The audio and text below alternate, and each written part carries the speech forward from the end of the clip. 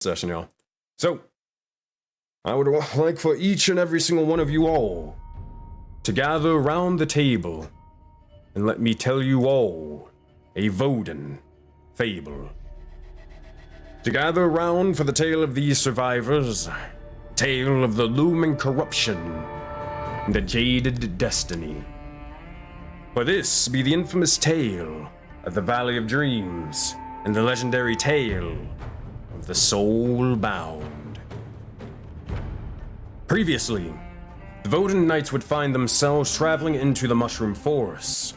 Here they'd be accompanied by an interesting Myconid warrior in Gashir, but it wouldn't be long before they'd stumble across trouble and a massive beast in a nearby water.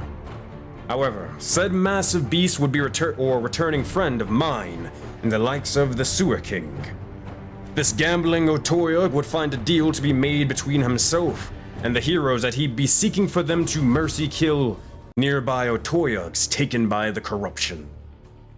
However, in doing so, he'd also seek their eyes for the likes of a god named Dendar. Regardless, the heroes would ultimately agree as, upon completion, the Sewer King would provide a discount in his legendary shop for the time being. With the deal made, the knights would do battle with 3 massive beasts and slay them one by one. However, this so-called warrior in Gashir would be found shook and, for the most part, useless. Regardless, they'd seek an audience once more with the Sewer King and march back towards the village again, with the eyes in hand and victory in their grasp. With that, survivors, listen now. With the deals and alliances being made, you must wonder what might be the next steps of the Voden Knights be after being accepted into this village, this Myconid colony. Regardless, we'll just have to find out what's in store in Session 2 of Valley of Dreams. That being said, alright everybody, let's get started with today's session. Alright, so let me give you guys a bit of ambience and all of that stuff. And while that's sort of happening, I'll give this relative. And let me switch over to the different scenes. Give me 2 seconds. And boom. So, we pick back up to where we left off as we find the likes of our heroes traversing through the forest. Wounded, but still alive and victorious, you see as Gashir leads the way, knowing his way throughout the winding paths, until ultimately coming across the water pit of the Sewer King once again. As this begins to happen, you all making your way towards here, seeing the water, you notice as the smell of trash begins to die down briefly as you fade away from the likes of the debris, rubble, and carnage that the other Otoyogs left. But it begins to sort of fade out for the time being, as you arrive to this area. That said, as you arrive into this neck of the forest and more, you all are walking back for a bit of time. What do you all say or do, returning from the likes of a fierce battle? That said, you see as Gashir's probably sort of leading the way, sort of walking over to here before getting about to this area. Choice is yours on what you want to say or do, though.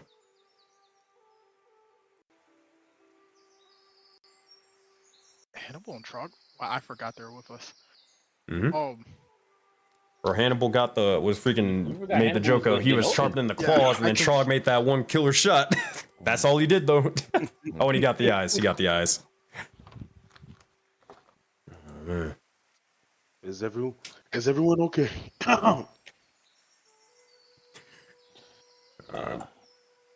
We have definitely faced worse. I think this deal that we are going to make with this Sewer King that he calls himself could be definitely a benefit. Who plans on presenting the eyes I think he wanted to him? We have a bunch of them. Gore already kind of like started heading towards the thing and was getting ready to yell out, but I'll wait a moment if you'd like. Zaman was gonna say, it's in Azara already make the initial negotiation. Maybe she should continue to talk to him. He spoke to not just me. It was both me and Gore. It was me, however, that he found peculiar, saying there was another oculi with a similar mark as mine. Well, then either you or Gore should interact with him and talk to him about the eyes. I believe he only wanted 6. We've almost tripled his demands. Should be definitely used as leverage. Of course. I said, you'll see as you all begin to continue forth, and as you do, Gore, you sort of heading over off to the side towards the water, getting ready to call out the Sewer King to earn an audience with him. What do you say? To get his attention. Gore Gore yells out, Stench One! We made good on our deal!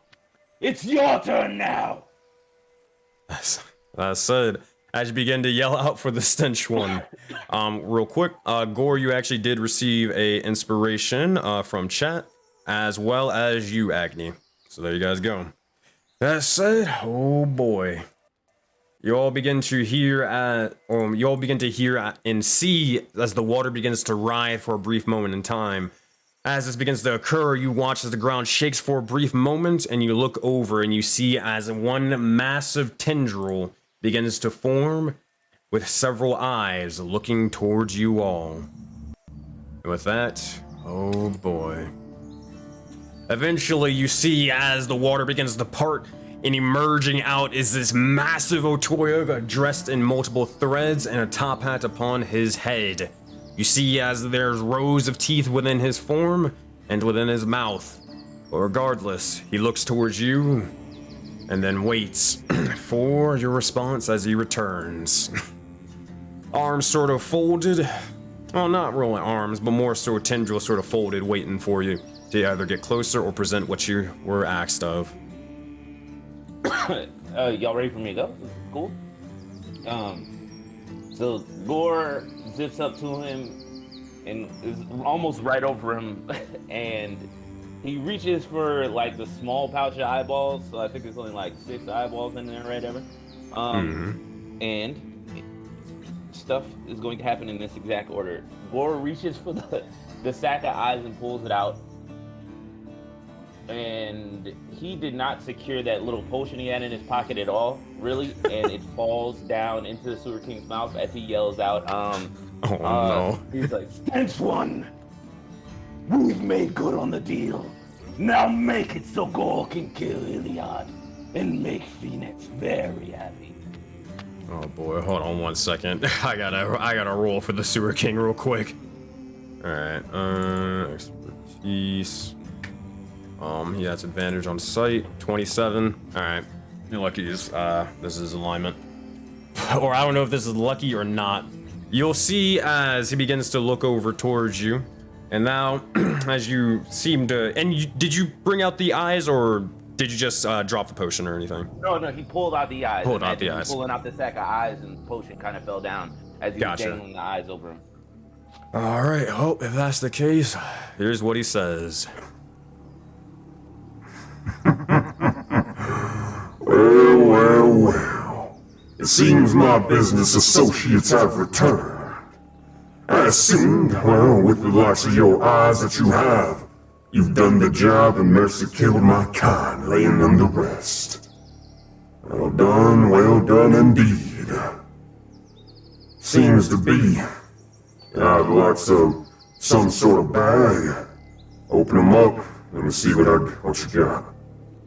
Also, it seems to be that you got something a little bit lost you dropped in here. And as this happens, with his 27 on perception check, he has like 9 eyes, guys. You'll see as he begins to pull out the potion, or the love potion, and he will hand it back to you. Gore takes it, and he's just... What? What is this? Just more healing? No, my friend, no. As simple as a thing that is, that liquid right there, that is capable of things unseen in the Auroraverse. relic that should be taken with the utmost care. As stupid as it sounds, it may just be a simple potion of love.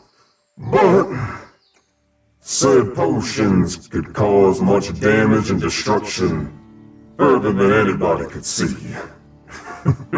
Trust me, I can tell you that from experience.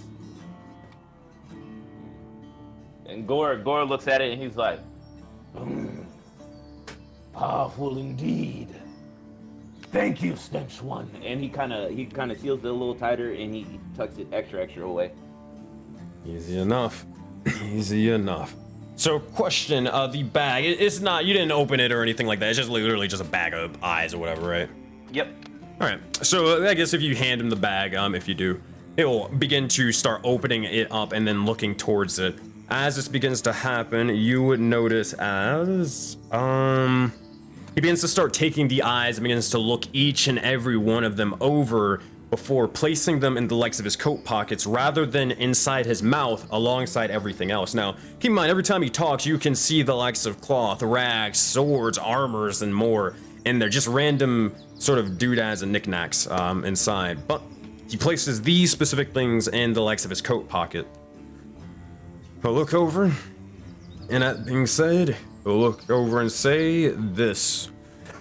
The deal's a deal. Y'all done well. That being said, I've got a couple of more things in the likes of my shop, but I can always find a couple of other things if, something isn't to your liking. I said, take a look at my wares. And that being said, give me a moment, gentlemen, and I will get you guys the new Sewer King shop. If you will. Alright, 1, 2, 3. Here, I'm gonna mess with the overlay for 2 seconds. So give me a second, Twitch chat. Alright. I know y'all be able to see the chat, it doesn't matter that much, you're fine. And one more, and there you go. And that's with the discount included. All right. That being said, as he begins to sort of show the likes of Gore exactly what he contains, what are the rest of you all doing in this moment in time? Zorwa said, so, if we were to gather more of these eyes for you, what in return shall we receive? Again, what we need is assistance in engaging with this. It's the Zhao dynasty, right? Yeah. Yeah.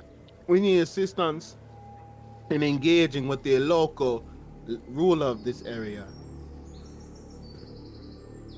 That being said, if anybody wants to, I will need Zora to make just a persuasion or deception check. This is more so to kind of bluff or whatever, like if someone was to kind of have it. If anybody wants to add anything to this to help her out, then now is the time. Yeah, I cast guidance on Azura. You already know what's about to go down, gents. All right, well. Agni will also speak up because he was talking to him earlier. He would say, if those eyes that you're collecting are so important to you, I would imagine if we happen to stumble upon some more, they're going to be just, if not, a more efficient or effective for you. If we come across more of your brethren and take their eyes, do you gain any extra benefit from this to the point of we should come back to you? If so, what do we get for bringing these eyes to you, to Azura's point? So can I do with advantage?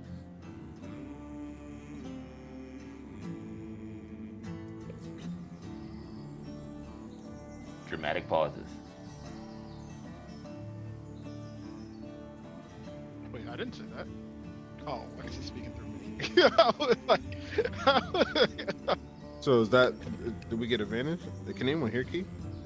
His Nah, voice I went can't hear crashed. him. His Yeah, I voice can't went. hear He's him at all. talking through my character right now. You have advantage, Zara.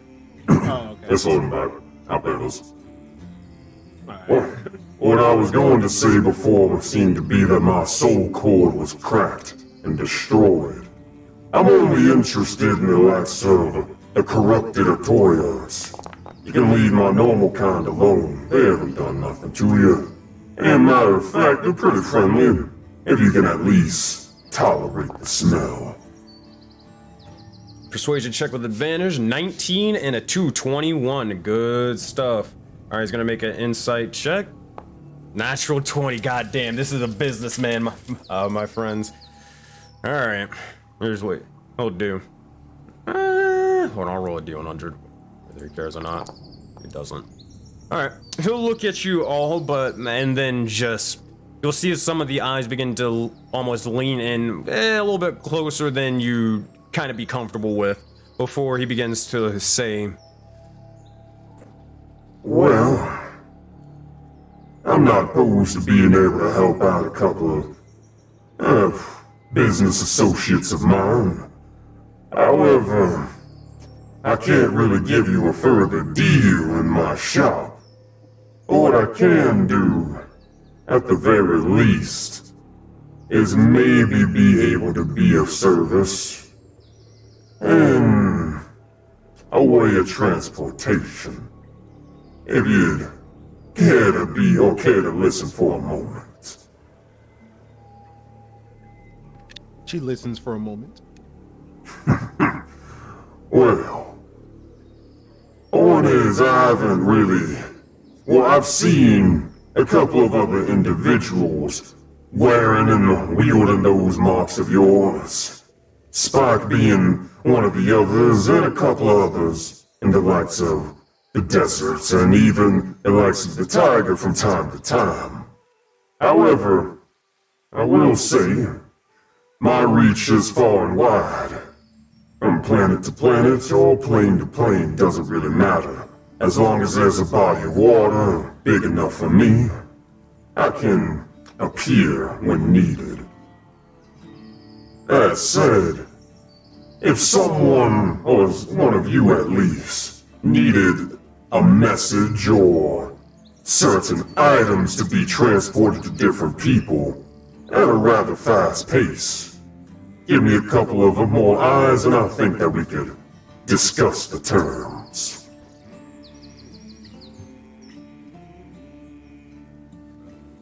She looks over to Agni to see if that would be, if he believes that's a suitable deal. I'm curious. You seem to be a dealer of some sorts. Do you trade eyes for monetary value as well? Or just transportation? These eyes, well, I could always provide a bit of gold and a couple other things, but to be fair, I've gotten all that I needed, but I'd rather not have more of these eyes in the hands of the corruption. It's not really suitable for Dindar.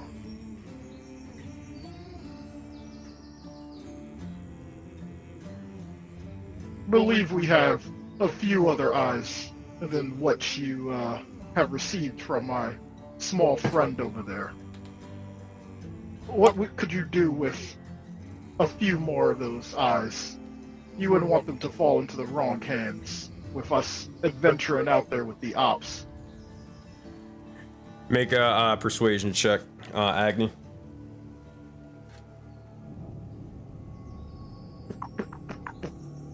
Ten. If anybody's helping him out, now's the time. Yeah. As long as mine would cast guidance on him as well.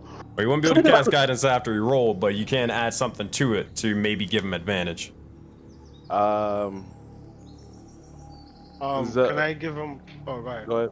No, you got it, Daryl. Can I give him one inspiration that I have? Yeah. Go for it. Okay. Agni, you can roll with advantage. Okay. All right. Oh, man. My persuasion rolls have Oh, been man. trash. They have been garbage. Oh. That's it. Hey, yo, last chance. Someone can add something to it to give him one final reroll, but that's about it. Oh, God. Yeah. Azor was say, it is not to say that the transportation isn't useful, or the transportation of messages or items. However, we will continue to slay these individuals who are influenced by the ops. But in return, we want to know if these are valuable to you, what else could possibly be obtained in our dealings in the future beyond simple messages or items. Hold on, let me think for 1 second. I gotta remember something from a while. Oh man, gorgeous folding the papers. My bad. Nah, you good. So you'll see as the Sewer King will begin to think. Now, eyes are one thing, and I can provide many sort of benefits, but I may be a businessman, and I do follow the principles of every person's got a price. However, sometimes a bit of trust can go further than a bit of coin, if you catch my drift. Who knows? You said you were dealing with the likes of this, dynasty or something? I'm sure they probably got some water somewhere around their establishment. You probably send a couple of my boys to look around and scout out the area and then return a bit of information without them even knowing. Now we're talking, she says, out of character. That does seem quite helpful. Do we need to have direct coordinates to this water before you can do something like that? Direct coordinates. My friend, all I need to know is if there's water around and I'll find them exactly. Give me a face, a description, and there's good as although won't be able to hide from the eyes of Dendar. Gore would yell, "So Stench One, does that mean you could tell us of our old world? Help us fix other problems." Question: did you say old world? It's other world. Other world, and what are you referring to when you mean by that? Where he came from. Like where he came from. Where Gore came from. Basically saying where that, Gore. like, yeah. Gotcha. Yeah, he'll say sometimes, but depends on exactly what you need help with. And depends on a couple of other facts involved. Now, trust can be a two-way sort of street. But if it's power you're seeking, I don't know. But if it's power that you seek, perhaps another deal, another pact, even, may be in order. Gore would yell out, "Stench One, my God didn't bring me here for nothing. Gore seeks the power." Okay. Oh no. Oh man. So here's what he's gonna say. He's gonna look over to you, Gore, and you'll see as all 9 of the eyes will begin to look directly towards you in unison and just say, "So you mean to tell me you'd even pledge yourself to a god you know nothing about for the sake of power?" For clarity, Gore wouldn't unpledge to Phoenix. Yeah, not if that's what it meant. No, so like, yeah, just a general lore thing. Typically, it's kind of like Greek mythology. Like, people worship multiple gods.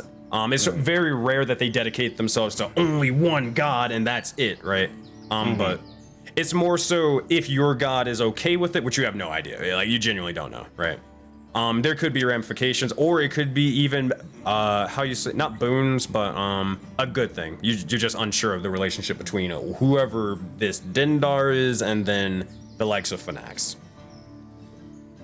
All right. So, in the most gore way to answer this question, get it right, Stench One.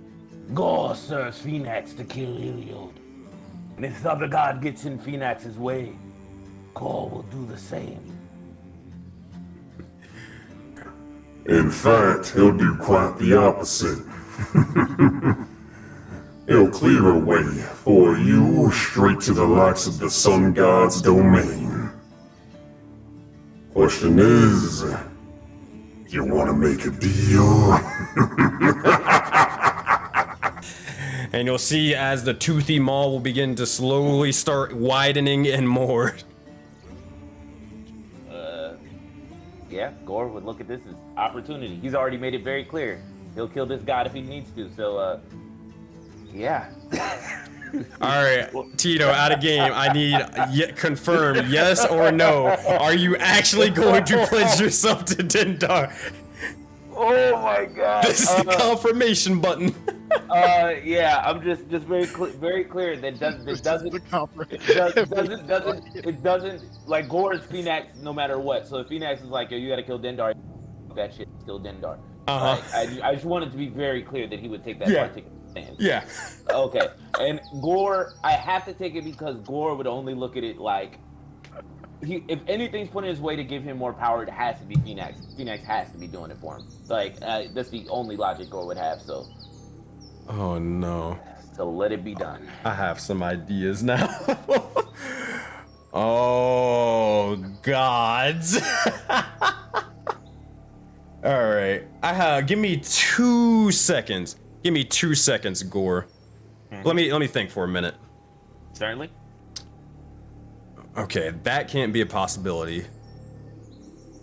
Oh my god, this is the worst but best accident ever.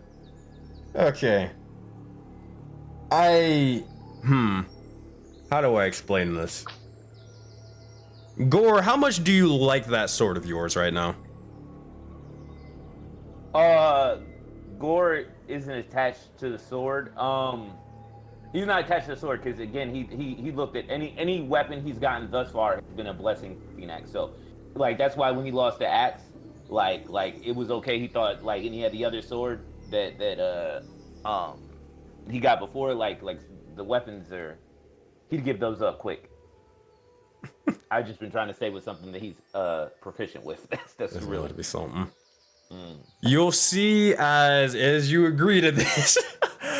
Also, I mean, I want to make sure everybody gets their chance. As you're agreeing to this, and anybody else who's saying or trying to do something at this very moment, or you letting this happen real quick. But before he does whatever he's about to do, will we be able to shop afterwards? Yeah, that's the question I had too. Before he gets I got 2 items I need off the top. before this, can we shop? I'd assume so. Yeah, you could definitely shop. I'll let you know that at least, right? Also, originally Azura was saying something for my persuasion check, but I don't even remember what it was because this is the Gore show at this point. Oh man. Zora, did you want to say something real quick, or come back to you? No, she said all that stuff so Agni could re-roll the stuff about. Yeah, so I could re-roll, but I don't even remember what I was re-rolling for. What I was trying to persuade him for, because Gore has its full attention. Oh man, this is like the best accident ever. All right, you'll see as the Sewer King will look you up and down, Gore, for a brief moment in time, and then he's going to reach back into the likes of his pocket. He will then begin to grab one singular eye that you guys had given him. And then with another tendril, you'll see as he begins to reach further down into the likes of his mouth, he'll begin to pull out a strange sort of weapon of the sorts. You'll see as the weapon itself seems to be a pretty bland axe at the moment. But as he pulls it out, he begins to hand the both of them towards you, Gore, and then just basically says this. Well, when you're resting tonight, I assume. Simply just place these two things together and make sure to keep them close. That said, all that you ever would have needed will be made clear to you.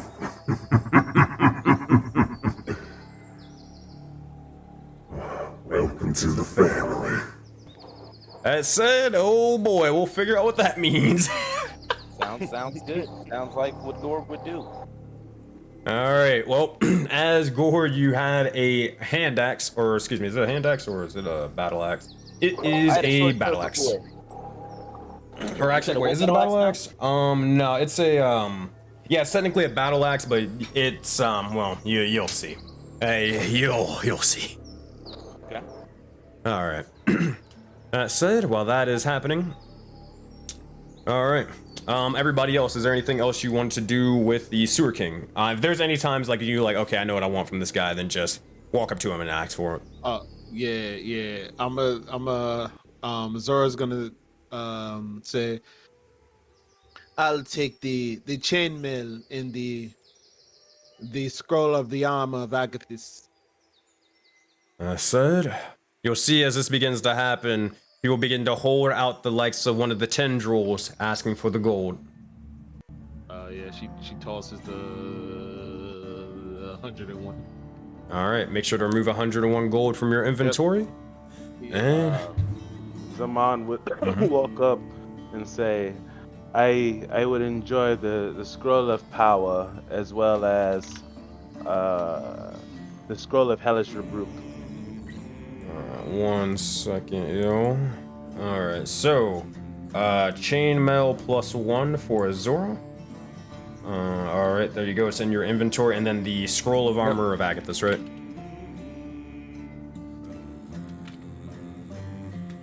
Is that correct? Oh yes. I'm sorry, yes. Alright, you're good. Alright, so I can't. There's no like magic item for it, so just like write down somewhere in your notes. I have a scroll of armor of Agathis, right? Yeah. Just write that. Yeah. All right, and then for Zaman, what did you ask for? The scroll of circle of power and the scroll of hellish rebuke. Scroll of Hellish Rebuke and Circle of Power. So again, same thing like Azora, just write it down in your inventory. And I'm assuming you pass them the gold, so make sure just to remove it. Yep, so that's 76, 83. Yep. That being said, you'll see as a deal is made, he will in fact make sure to make it a point to shake each and every one of your hands with the likes of the tendrils before waiting for the others to make a decision if they have anything they would like to buy. You'll see Zaman, he will use his own tendril to shake his hand like his thorn whip. Easy enough. Scroll of Hunter's Mark. Snatch up. Scroll of Hunter's Mark. Alrighty. That is, well, I can't look at the prices right now without messing up the overlay, so I'm assuming you guys know the prices and all that, and you're removing it from your inventory. Yeah, it's 7. 7. Do you need me to remove it from your thing, or you got it? I got it. Alright, dope. Quick side note, once all this is done, the Foundry's doing the same thing it did last time, where it's only adding half of my proficiencies to everything. Oh, really? Let me look at it. Half your proficiency. It says +1 again. +1 again for what exactly? Like everything. Oh, like yeah, I see it. It's doing the, I just gotta re-import. Actually, here, can I change this manually? It's saying that, your level is 0. That's why it's, trying to do that. Alright. Give me 2 seconds and I'll get that added. Yep, no problem. Alright. So, is there anything else anybody wants to, buy from the Sewer King? Give me a couple seconds. I think I'm broke, but I'm gonna look. One more thing. I'm level 3 again for some reason. I will check all that stuff out. Give me 1 moment. Yeah. Alright, I do darkness level 3. I think that makes sense. It was because this was, I loaded the Foundry server, like this one in before, what was it? Before, we played last week. Okay, you're level 4 now. Gotcha. And that yeah, I think that included the +1 from the Crusher feat. I think I selected that. But yeah, go ahead. I'll check my sheet. That's fine. I'll make sure. Yeah, you got the Crusher critical, all that stuff. All right. All right. I think last thing for Zaman will be the Scroll of Enthrall. Enthrall, you got it. Make sure to add that to your inventory. Yep. So the Sewer King is getting paid today. I just checked how much gold I have. Definitely living that pauper lifestyle right now. Always ask, bro. You ain't alone, bro. Go Bruh. a man of meager means. Definitely could always Bruh. ask. Bro, I'm out Always here ask if you living. need something. Let's just say I follow the minimalist lifestyle out here, bro. Very minimalist. I guess if everyone's done shopping, Agni does want to say something as well. Seems good. I also had one little minor RP thing that I could do after Agni. All right, well, Corey, go forward, Agni. Doing any shopping? Corey, you doing any shopping? I know you have a bunch of gold as well. I only have 10, bro. Yeah. For clarity, do we have more gold from the end of it? Like, Unless do we 10 have is a that? bunch. From Sands of Sin, yeah, you guys got paid, but I don't know if Korra and Zaman got paid because you guys remember what happened. Yeah, but Gore only came here with 10 gold, so I was like, that's why I was a little bit confused. No, I would have figured Gore would have had a significant amount more. we all got paid. Well, yeah, we all had paid. Yeah, we all got paid because we're all there at the final reveal. Yeah. So How Gore much should was it? have. It was like 100 or something. I can't remember. Yeah, I believe it was 100, about 100 gold each. Because you guys convinced them upwards. Yeah, because we did both of the jobs, the clearing out and the other thing. Yeah. Ooh. Tito, Okay. you said you have 10 also? Yeah, Yeah, that's what my character sheet says too. yeah, but Yeah, but I it got made you. sense for it made sense for Gore to have more. It's just a little weird. So I don't know if Zaman and Korra got paid, but I could be we wrong. did. You did? Alright. I had added it to Zaman's character sheet. We got I paid had because we were there. Yeah. Alright, well, I added it, the 100 gold to your inventory, so if you did want to get anything, then yeah, you can just check out the shop, see if you want to buy anything. all right, give me like 2 seconds, and I'll have that answer. But if anybody else is doing anything now, this is on time. Oh, I see you, Agni, in the meantime. Wherever we have the other 10 eyes, Agni will gather that and hold it in his hand. You stated trust can go a long way besides currency. Your career. Ooh, that was close. Your brothers that were infected by the ops.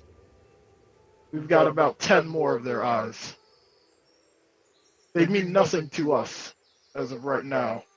To you, seems to be favorable. You can have them, but we are very interested in finding out what you know or what your eyes can see about the Zhao dynasty. That said, as you begin to say this, you're handing the likes of it to him. This is a, what do you call it? What's the thing? I can't remember. I have a sort of thing for whenever you're trying to gain the favor bonus. This is, I need you to make a persuasion check with advantage, Agni. This is to gain, or to see how much favor you gain with the likes of the Sewer King. Favor, TLDR for all intents and purposes. Whenever you guys make allies throughout the, or Voden, whether it be with like other factions, other places, or anything like that, then they can actually provide benefits to you. May not necessarily be joining your, like, you know, base or civilization or anything like that, but other means, aka like the Sewer King spying for you, could be one way.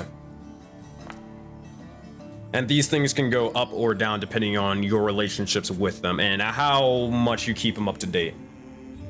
So 15, not bad at all. You'll see as the Sewer King looks over towards you and begins to reach out to try to grab the likes of the eyes, assuming that you hand it to him, then you'll see as he says this. Well, us can go a long way, and it seems to be that you got at least a little bit of a head start. I'll remember this for sure. But that said, before I go, One more minor thing as well with these eyes. yes, No sir. offense to you, but you are a sewer king, and the wildlife does not seem to appreciate the waters around here. You could keep the dirtying to a minimum. That would be appreciated. The dirtying. Oh, no, my friend, you got things all wrong. See, the thing is, I do the cleaning for much all of you all are dirty. See, the thing is, the Sewer King, the name is a thing called by the populace and more. But most of the time in said sewers or even just rivers, people dump all sorts of things, all sorts of trash, even bodies, corpses, gold, weapons, whatever. I'll make sure to clean it to make sure the rest of the area's fitted for everyone else. You don't have to worry about me dirtying up a thing. I appreciate someone who does service that no one else wants to. Agnew kind of just nod his head and he's done with his business. That's it. Anybody got anything else before we go? Yeah. But I did Oh. DM you, Sensei. Yeah, I'm trying to look into it. Zaman would toss him the scale mail he has to see what he can get for it. Toss a scale mail. That is AC of what? 16 or 15? 14. 14. Alright, so scale mail of 14. Let's see what he's got. Give me 2 seconds. Gotta look something up. And then... Nah, I don't need that. I need this. Okay, that's not bad. You'll see as he will begin to look over it, and he'll offer you about 30 gold for it. It is a little rough and tumble, but he'll offer it for sure. Fair enough. Zaman will take it and shake his tentacle with this chain tentacle again. You got it. Yeah, Add 30 yeah. gold to your inventory. Yeah, Zora will give him the old scale mill, the 16 AC. Scale or 14. Chain mail. Yeah. Not scale, chain. Chain. 16 AC. Chain. Yeah, chain. All right. For chain mail, I think it's probably gonna offer you 50, but I could be wrong. Let me check. Yeah, he's gonna offer you basically 50. Yeah, she takes it and she uses a leaf to kind of shake his hand. He does not appreciate that. He will reach out to grab it and shake your actual hand. She accepts and then washes it immediately. Fair enough. Anybody else got anything? Gore's gonna snatch the Thunderous Smite, 2 more Hunter's Marks, and a He would be out. These are one and dones though. Once it's out, you're not able to really get like a second one unless it's like a potion or something. Okay, well then, well then I'll just get the actually Hellish Rebuke and I think Zaman already got the Hellish Rebuke. then the Thunderous Smite. Thunder Smite? Yeah, you got that. Okay, got you. Yeah, I'll just grab the Thunderous Smite for now, and he'll toss him. I don't think I have that longsword anymore. I think I gave it up. Yeah, you I gave it think I back gave to it Jade. Yeah. So yeah, just and he has 10 javelins. He's gonna that's fine. He'll stay on those. That's fine. All right. Well, Addy, Dark, and Core. Did you guys want to buy anything? No, I'm good. All right. Say that one more time. I'm broke. What do you mean? Oh yeah, you got 0 gold, 0 silver. And he would Gore would yell, "Furry one, quiet one, do you not need anything from our new friend?" Addy Dark will descend from the tree in a very acrobatic fashion, as usual. Dump Lord. There's all this talk of the dynasty, but they've allied with the night creatures. I, too, wish for information on the night creatures as well. Can we make this part of the deal, Agni? Agni's gonna look at the Sewer King, kind of nod and say, there was a decent amount of extra eyes. Think you could tack that on for my ally. Persuasion check. A lot of persuasion going on. Hey man, you making deals. Finally something. 25. You'll see as he Bro, says. all on the hips, bro. That persuasion was all on the hips. Never forget that. I wouldn't see a reason why it couldn't be added eventually. Not now, but just to make sure things are clear. I'm not going infiltrating any sort of structures or civilization for y'all yet. But in time, it can be a thing. Of course, a favor for a favor. Right. Well, if there's nothing else y'all need from me, well, actually, there is one thing. Is there anything you'd want to give to anybody of similar markings to you? Now let me explain this out of game because you guys were actually able to unlock this. So, here's how this works. This, whether you may view it as useful now, it could actually prove almost invaluable later. The Sewer King is basically willing to transport any item, anything, whether it's notes, whether it's a weapon, armor, whatever it may be. And he will willingly transfer it to another party in Soulbound. Whether you want to give something to Seven Souls, Secrets in the Sands, whatever, he will transport it to them. It has to be somebody with your same mark, though, right? Not necessarily, because he's asking just all of you. So, I mean, technically, if, like, it's not going to get, like, really weird and wonky. It's like, oh, Agni was asking for... Agni wants to give this to, I don't know, Navro or whatever, so he has to ask Gore or something to do that. Nah, just ask what you want, or tell him what you want to give, and then to who. Or to just which group, and he'll just go take it. Could we pass notes? Yep. And he will pass it in secret. No one will know about it except for the person he gives it to, unless, you know, they lose it or something, right? Someone takes it. Yeah. She'll write something on a piece of paper and I guess hand it to him. All right. You can DM me what you write. Yeah. All right. So, go ahead. Just out of game. I'm not sure if Lika got the message from Mao. To be fair, you're not sure if any of the real messages like got through. You were kind of hoping that they did, but you're not really sure, to be fair. Copy. You haven't heard the mark sort of being annoying or obnoxious recently, so who knows what happened. Yeah, so Zaman would, I guess, write a small note and say, hey, you know, I'm with your father. If you get this message, write us back. That's enough. I'll write that down and then DM it to me so I can add it to my notes for Seven Souls.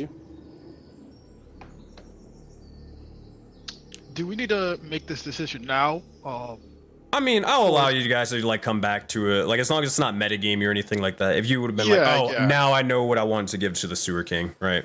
Like we can just come back to that. That's fine. Okay.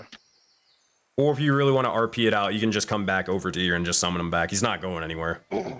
So, that said, as this is all sort of dealt to him, you'll see as the Sewer King will look towards you all, and he will immediately tip the legs of his top hat, and then begin to bid you all farewell. You'll see as the water will begin to depart slowly as he begins to submerge himself into the pool. That said, as this happens, the aura of stench begins to leave, and now you're off to yourselves. Oh boy. And we'll see what happens and what these messages and items are next time.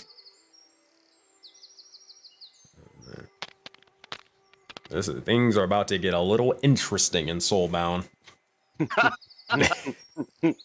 Oh man. Shall we head back to the village and report on our Let's mission? Let's just say the streets are talking. Oh man.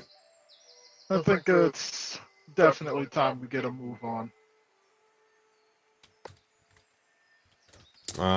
Cat redeems give a survival resource to a party. So Cat, just let me know which resource you'd like to give to Valley of Dreams. Side note, they are maxed out on materials, so don't make materials. All right, well, at this point, as you all begin to start marching forth back to the likes of the village, Addy Dark, I believe you said you wanted to do something RP-wise before you headed off, all right? Oh, I just wanted to talk to the Dump Lord about night creatures, as I do with every NPC. Oh, okay. Did you want to talk to him further, or did you get what you needed? No, it's cool. No, that's cool. That's good enough. He said he'd help us out, I guess. Or I guess, just so I'm translating that well, was he saying he wants more eyes to add night creatures to the deal, or he will scout night creatures and that's it? Was that? No, he said basically, like, give him a little bit of time. He just met you guys. After, like, a little bit more trust is earned, then, yeah, he'll add that to the deal. Oh, all right. Okay. All right. So, Cat gives 1 soul coin resource to the likes of Valley of Dreams, and also Azor, you received a inspiration point from chat. Appreciate it, Cat. Appreciate it, chat. All right. There you go. At this point, Gashir will begin to start leading over, or you all, off to the side, and you'll probably see as Hannibal is sort of walking, and he'll just kind of say to himself, I don't know if I'll ever really get used to that smell, but... whatever. Considering where we're at, maybe some form of mask or breathing apparatus would be helpful for you all. Probably. I haven't been... Question. Since we've been in this forest, has anybody else been feeling weird or sort of ill? I'm feeling great. No changes here. I feel just fine. You'll see as Gashir will begin to mention, but I think that it is something to probably note. I mentioned it before. The spores and everything. Your bodies may not be accustomed to it, so... the samurai, you probably should listen to him.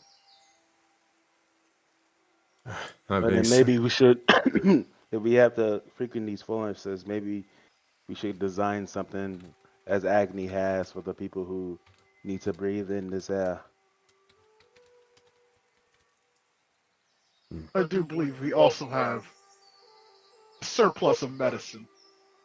Could be useful to see if we can make some type of remedy or antidote to whatever could be ailing Hannibal or us in the future. I think Hannibal. that it would be worth doing. I'll see as Trog will begin to start looking on the likes of the ground, seeing if there's any sort of food to hunt. But as is being or happening, he looks towards the trees, and Zaman, you call out to Hannibal. Yeah, I said, Hannibal, that creature mentioned Denda. Didn't you also discuss something about Denda, a weapon, if I remember? Oh god. Oh man, you gotta remind me as the DM. This was a while ago. Oh boy. When did he mention this? I assume it's around the campsite, right? Yeah, when we was at the campsite, he said that's him and his group was looking for it, fell in like some ditch or something. He gave a whole story about it. Yeah. Okay. Oh god. Yeah. And he described it. Man, I'll have to find my notes, but it was like a tiefling and a couple other people. Tiefling and a couple other people. Let me see if I can. Okay, I feel like this is from his echo calls. Oh gosh, I gotta look at Avatar's echoes. Oh man, this is probably from years ago. If I remember what he's referring to. Let's see. Oh boy. All right, Avatar. He has Peroth. He has Hannibal. He has Atashi. He has Jin, Tiefling. Yeah, purple tiefling man. A Myconid Mushroom Warrior, Nazor. Huh. I'll just see as Hannibal begin to try to recall. Here. My memory seems to fade from me for now, but if I remember, I'll be the first one to know. Remind me about it later. Understood. Just curious if there's a potential connection with the Sewer King, and maybe we can ask him more questions. I'm unsure of what this could mean, and I'll look towards the likes of Gore. Are you sure that was the right decision to do? Striking a deal with... We stopped asking God those type of questions a long time ago, Hannibal.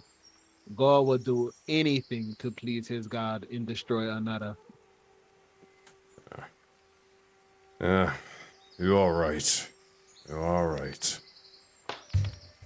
That said, well, let's carry on. At this point, the party begins to continue forth, and as this begins to happen, you all begin to almost notice at this point, you guys have almost gotten accustomed to it, almost ignoring it to this point. You looked up towards the sky and you noticed that, it's nighttime. When did that kind of happen? You didn't really, again, not really noticing any sort of changes, any sort of shifts in the likes of the sunset or anything like that. Just immediately sort of abrupt shift to the night. But, regardless, these are the things of Voden that you've got almost grown accustomed to. Regardless, you all begin to continue forth back to the likes of the Mushroom Village, and as you do... Oh boy, let me get you guys a little bit of ambience as well. Alright. You look around and... oh, good. I was gonna say, on the way walking there, Azura would say to Agni, Yeah. It is strange that it would seem their strongest warrior is no better than a regular person untrained. I do find that odd.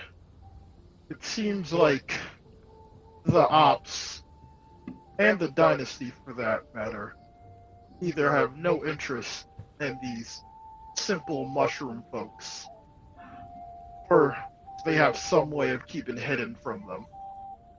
It's hard to believe an entire village can be protected off of a single warrior who seemed to just learn how to hold a blade.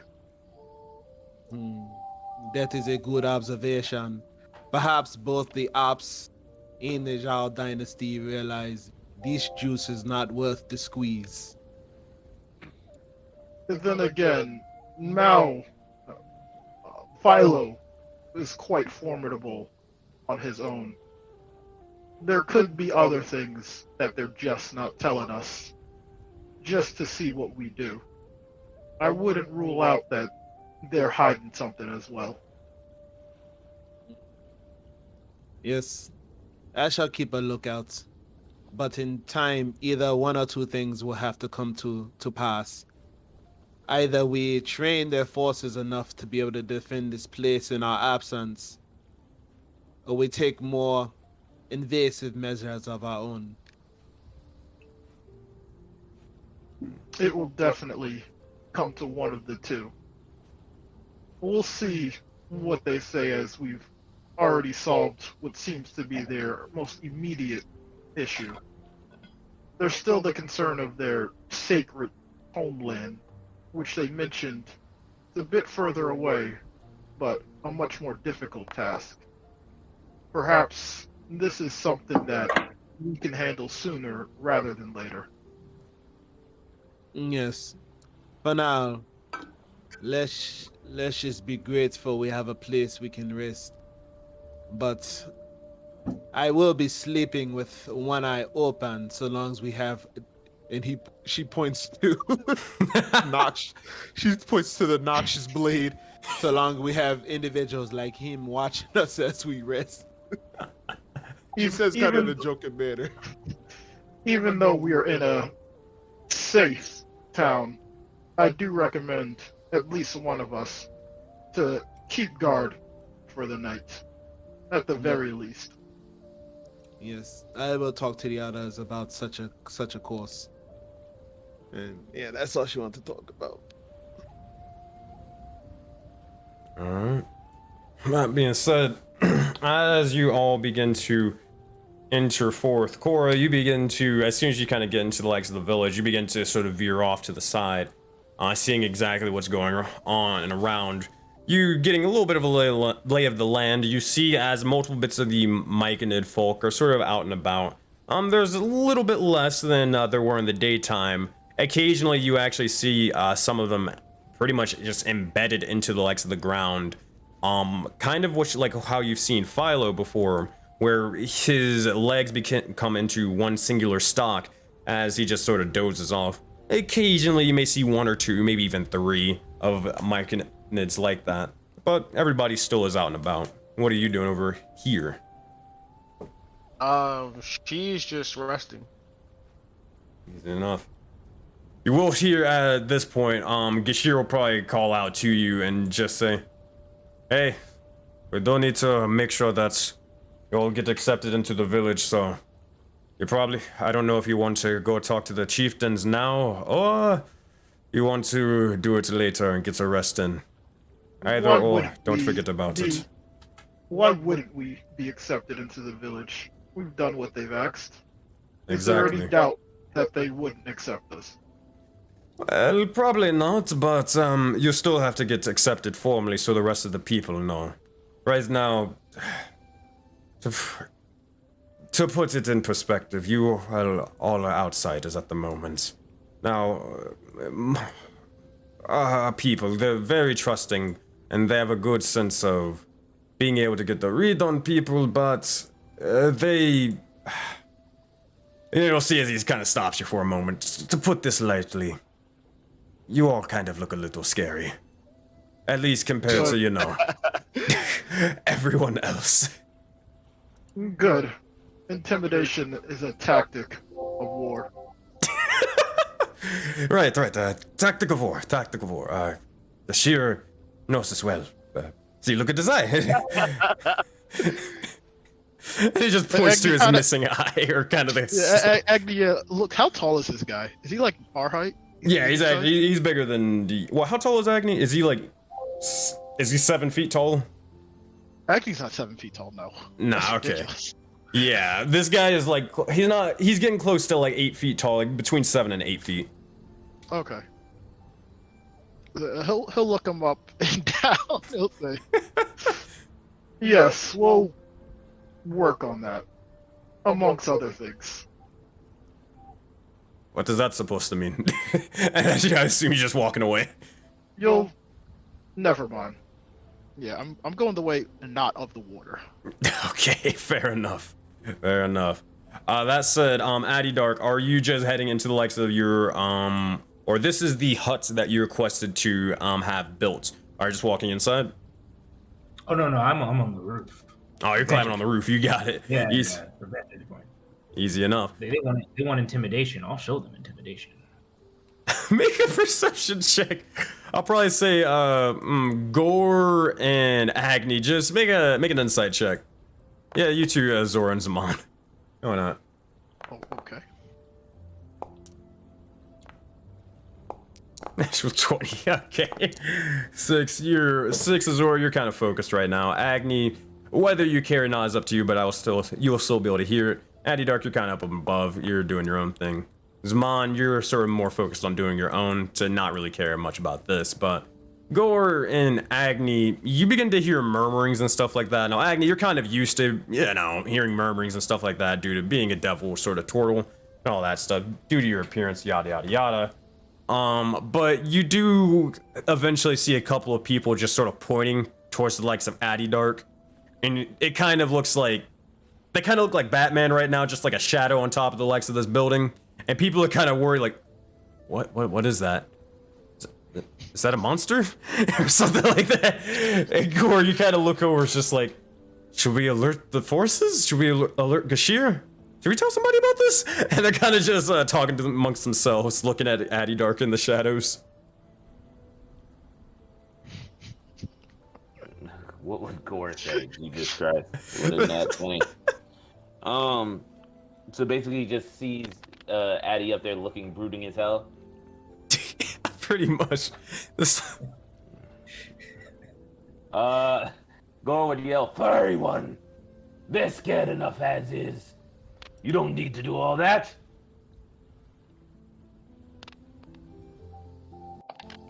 What do you speak of, Gore? This is Scouting 101.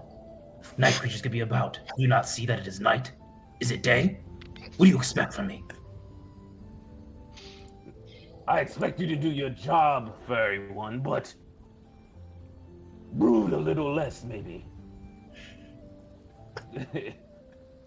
Go kind of. Oh man, brood a little less.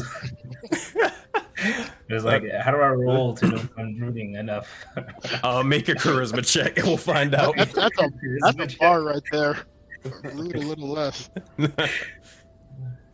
Alright, yeah, just a straight charisma check. So you just hit the charisma text and then it'll ask you for ability check or saving throw.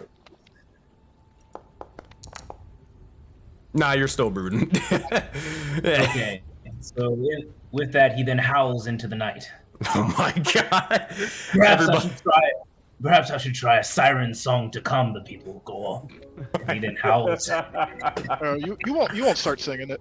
You won't start singing it. You won't RP this. Yeah. I don't want to gaslight you, but I'll give you fucking DM's inspiration if you do. Jesus Christ. You won't RP this song out. Oh yeah, I got you. Oh no. What you got? I want to hear this. I'll sing you a song. Yo, I'm daring you, man. I'm daring you, bro. You daring me, bro? I'm daring you, no. bro. Oh no. Oh, man. You daring me, bro? No, Daring you, bro. I would, but I'm not on camera, so I can't say exactly what I want to say. If you know what I mean. Oh my god. If you know exactly what I mean. Good lord. That being said, as Adiark howls out into the night, everybody in the village pretty much hears it. This is not a big village, by the way, at this point. Hey, let's sort of roll to this. He looks to go and says, "My mother put me to sleep with that howl every night. May it calm these people as well." Gore would say, "It's soothing for everyone, but I don't know if they can respect that." Can you shut the hell up? You just hear somewhere in the random corners of the alley.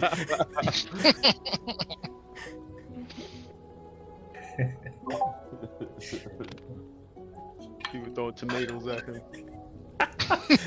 Do you say anything back, Eddie Dark? You just keep on going.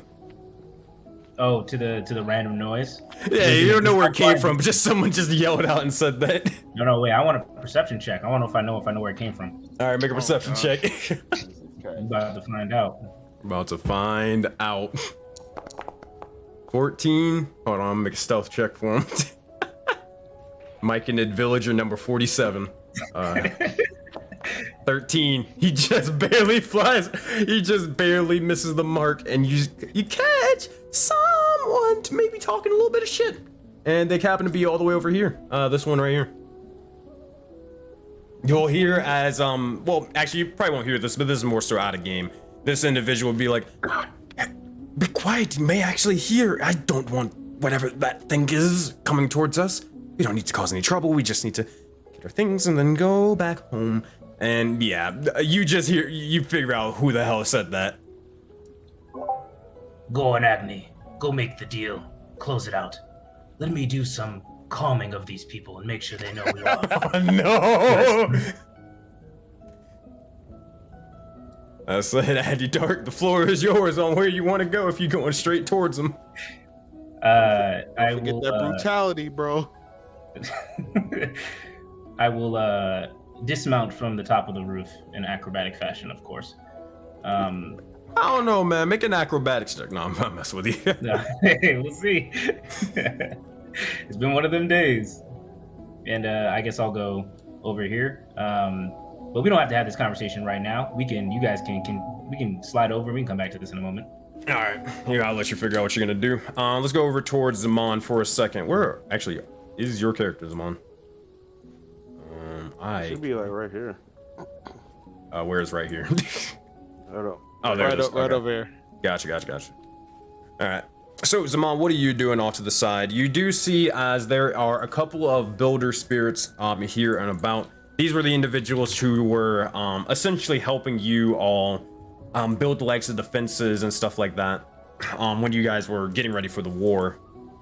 A couple of them are sort of finishing up, and eventually, actually, one will get ready to try to approach you. But if there's anything you want to do beforehand, go for it.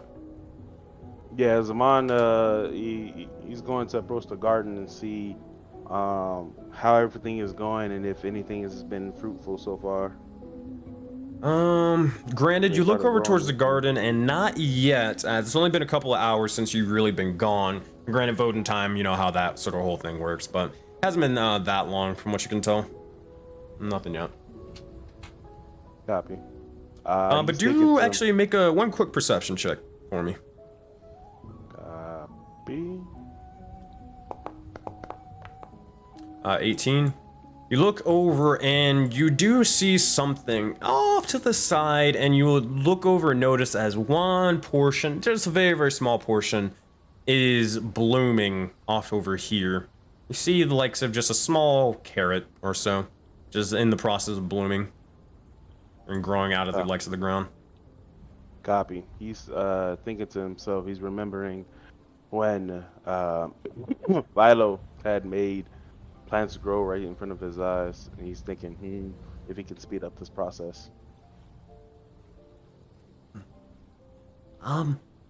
Hey, sorry not to, intrude, but do you have a moment? You'll see his little spirit will just begin to head over and try to get your attention. Zaman would be surprised. He said, I didn't know you spoke. Oh yeah, we speak, just no one really ever talks to us. But yeah, we speak. I'm sorry. You just came, you did stuff, and you left. I didn't know that you talked as well. I apologize for my rudeness. Oh no, you're fine. You're fine. But I did want to say, all of your sort of building requests, they are good and done. We even with the likes of the hut and the house, we even made individual rooms. Now the hut itself, I'm not gonna lie to you, it is a little bit of a tight squeeze. It's kind of like a college dorm room, but you don't know what that is. But I'm pretty sure you can make that work. Yeah, it suits me. I won't be living in it, so we'll see whoever stays in there if we need to make additional accommodations for them. Well, hopefully it won't be as sort of feisty as the last group that tried to settle on who was living where. That was rough. Well, fortunately, I think the majority of us don't need a place to sleep. Wait, really? Why not? Well, as you can see, I am a warforged. Don't exactly sleep. Don't need it. I mean, you don't need it, but you could. Why not? I mean, I'll let the people who actually get to body aches and pains rest in a bed. Yeah, that's fair enough. But anywho, if there is anything else you want to have built, because you actually are kind of a little bit full on supplies at the moment, let us know and we'll get to our job. But try to let us know as soon as possible so we can get started on it.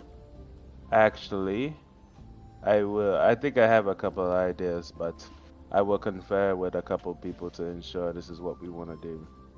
My thoughts are potentially a battle ring for a training ground to allow some of these. And he thinks back to the Noxious Blade. Some True strike! You just hear it in the background of your head. It's become more. He's thinking about the Noxious Blade in Trog to become more adept in their skills. Bro, But- I need y'all to stop disrespecting Trog. Trog is going to save us all one day. He really is, bro. Y'all gonna He be does captured by the nothing Zhao but his dynasty, and job. it's gonna be y'all captured All- by the Zhao dynasty, and he's gonna be saving the day. All he does is catch strays.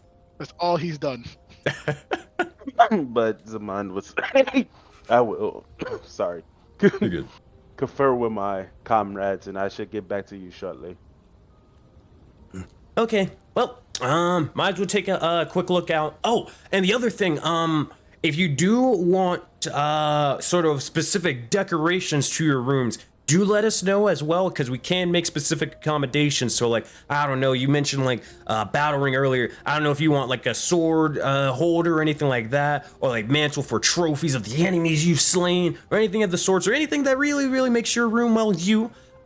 Do let us know as soon as possible so we can get that working. Can you make a shrine to Phoenix? I'm sure Gore would love that. Yeah, we could do that. I'll double check with him, but you should start thinking about that. Okay. That said, eventually you'll see as the builder spirit will begin to nod and then begin to head off into the likes of the rest of the village, eventually disappearing. That said, Zaman, is there anything else you want to do, or is that all? He's gonna go look for Agni and Azura and get their input into what we should build next. Oh, actually, hold on, so I'm gonna drag you out of the door just a second. You'd see them kind of getting ready to head inside of the chieftain's home. Or not really chieftain's home, but the chieftain's hall over here. Copy. Yeah, head over there, but he wouldn't go inside. Oh, hold on, these guys aren't here. And alright, you can drag your token over there. And so Cora is trying to rest at the moment. Yeah, that leaves it to Gore. What are you doing? Gore would go over there and just meet up with Agni and them, but he also trying to figure out where. I mean, more so he'd be trying to figure out where. Where's what up? You cut out. Laying his head for the night. Where is laying his head? Gotcha. That being said, you look over and you did see some of the builder spirits finishing up the constructions that you guys asked for. So probably there from what you could assume, but you're not entirely sure what it kind of looks like just yet. That said, you eventually approach the likes of Zaman, Azora, and Agni as they're getting ready to head inside. Are you just waiting along with them? Yeah. Alright. That said, as this is sort of happening. Alright, meanwhile, over here, about to beat the shit out of someone. Not really. What are you about to do, Adidork? Adidork approaches the mushroom folk and says something like, "Mushkin, was that you who spoke out loud?" What did you say? You see, as this one speaks. Mushkin. Mushkin. Mushroom Yes. folk. Yes. I am so sorry. I did not mean. I did not mean to offend or make you upset. I was just, got the kids. They got to sleep. Ah, sir. Well, there's a reason why I use the term kin. We are soon to be family in this village. You see that? The building I was standing on top of, that's Voden Knight's home. We will be part of your village soon enough. I meant no, not to keep you up. I only am here to watch over the night. Have you heard of a night creature? Let me tell you about my god. No. What is a night creature? Oh, it is one of the most terriblest things in the world. It will kill not only you, but your entire family, if you're not careful. They prey in the night. They can be in your dreams. They come in many forms. Spiders, bats, wildebeests, even very oddly looking creatures. But you see, the Voden Knights are here to protect you. Right, that sounds dangerous. Do you know where these night creatures are sort of residing, or is it just anywhere and everywhere at all times? Mushkin, come closer. At any time. I don't know what a mushkin is. But You must be vigilant. But Your okay, children? I'll get closer. Let me tell Yeah. you, your children. Break off one of the tree branches and make sure they're nice and pointy. Because you're going to need those to stab at one of those night creatures in the heart. Never forget that. That's the only way they perish. Well, you can burn them as well. But that's a little trickier. You may need our good friend Agni. Oh wait, which one's Agni? There's a lot of you that came into the village. Oh, he kind of looks like a turtle with a mask. And a sharp little, kind of like a sharecropper. Oh, the scary looking motherfucker. Yes. I see.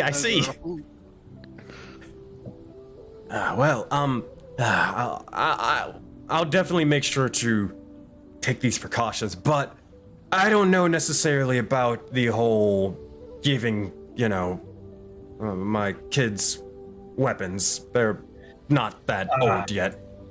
Not a problem. The Voden Knights, we will train as well. When your son or daughter is of age, let me know. I'll take them on maybe their first night creature slaying one of these nights. The witching hour is the best, and perhaps a full moon where I'm at my greatest strength. But yes, I could take them out for a nice night slaying, as we call them. Make a persuasion check. As you come over to this guy, tell him the propaganda of the night creatures and why they're awful, and then say, "But I can make sure that your kids are safe, though." Oh, That's about right. That's about right. Oh, buddy. That's a 3. Are you doing inspiration, or are you just leaving it where it is? Yeah, I'll just leave it where it is. You'll see. I think it fits better. I think it always fits when people don't believe me. That's always better. You'll see is, I think I'm gonna have to pass on that one. Besides, I don't think I want the kids getting into any more trouble than they have been right now. Here, this is a little bit of a thing, but between you guys, a couple bit of the talk of the town is a bunch of the children are a little bit been irritable and a little bit chaotic recently. You guys kind of built over where they used to sort of hang out and play, and you'll see as he points out to this area over here. That used to be where they would kind of hang out and all that stuff, but now they're trying to get into shenanigans elsewhere, and I really just don't want to see these night creatures that you said. They sound very, very dangerous, and I just don't want one of them to get the kids as they get bored and start going other places instead. Very interesting. Next time you see the robot-looking one with, I believe he's got some rose whip of some sort. He's sort of a architect of sorts. I'll make sure to talk to him, but if you see him yourself, feel free to just pat him on the shoulder. I know it'll be cold and heartless because he's a robot, but perhaps you give him your idea. He's very open to feedback, and let me tell you, he does love talking.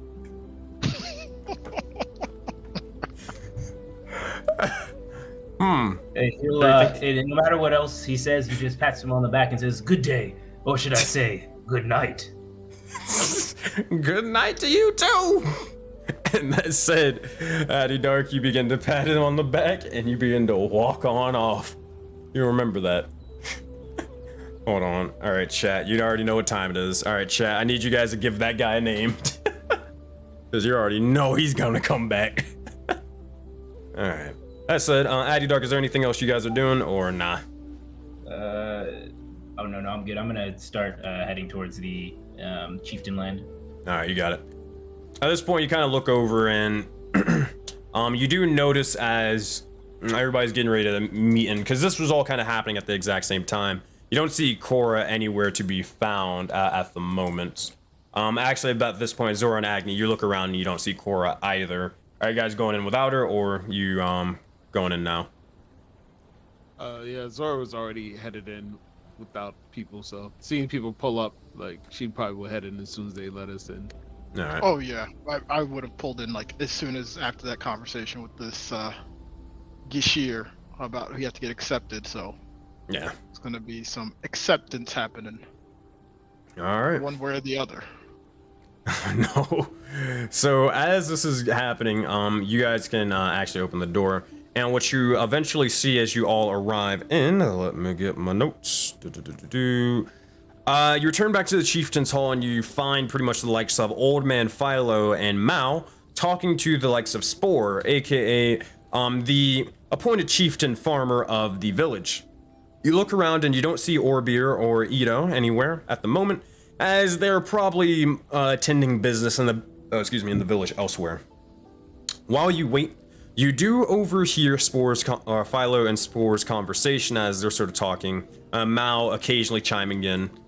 Pretty much saying, Spore pretty much starting and saying, "Oh, that'd be nice.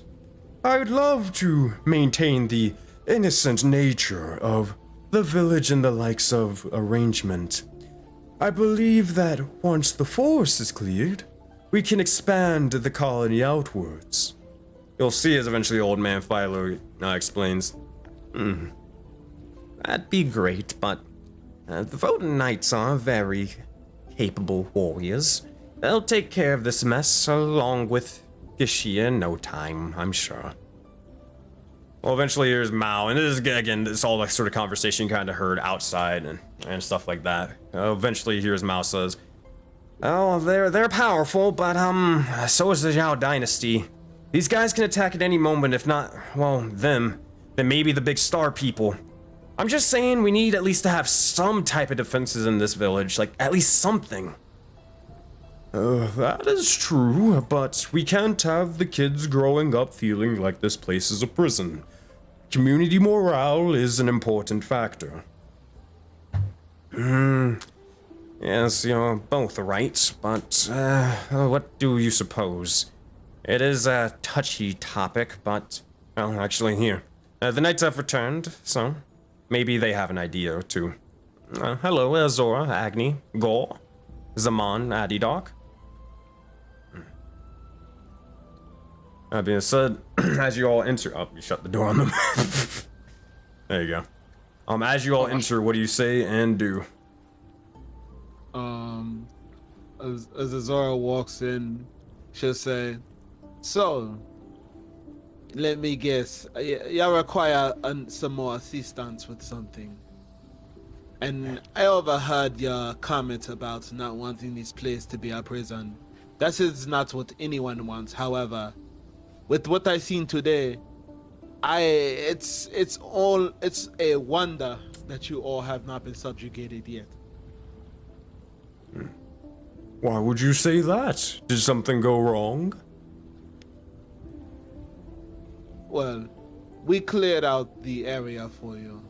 However, it is in my opinion that starting tomorrow, we round up those who are capable fighters and begin training immediately.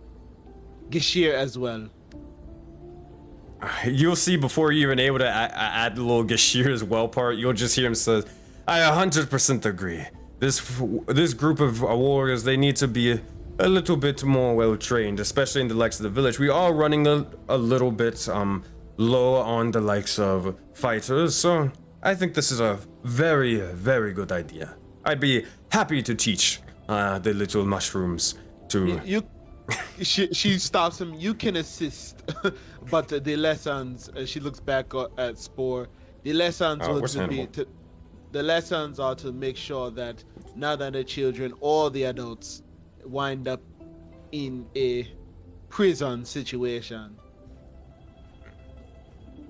I think that this can be very, very plausible for now. But, say, where is Guido and Orbir?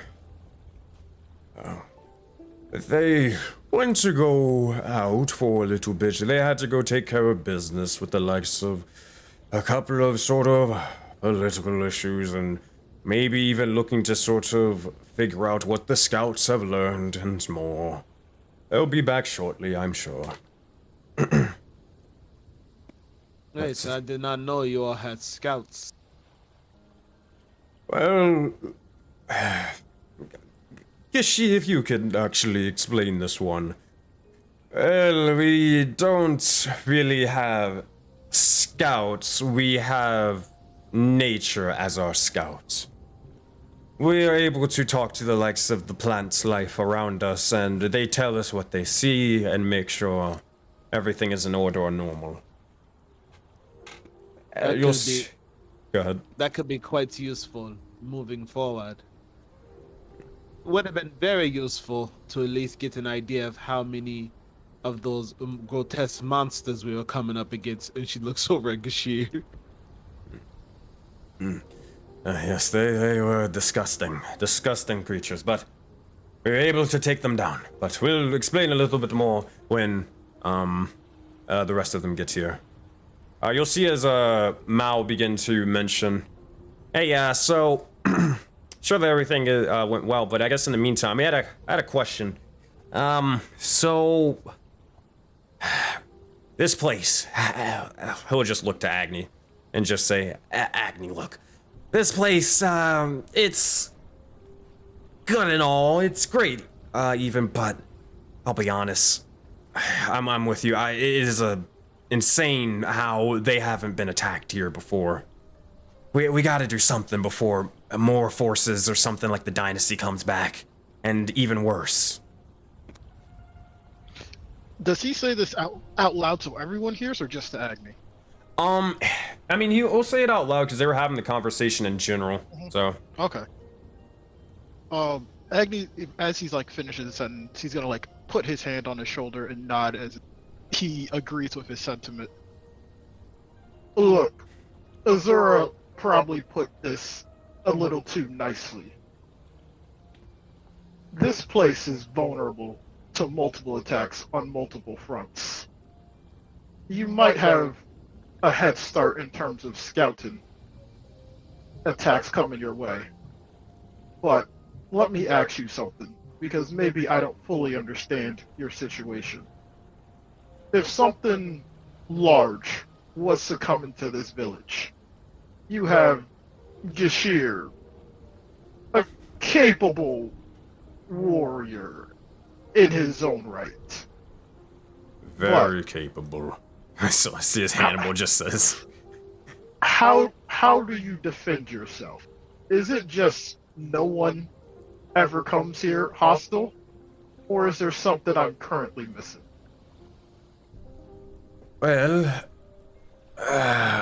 to be quite honest, we don't really have to deal with much of anything.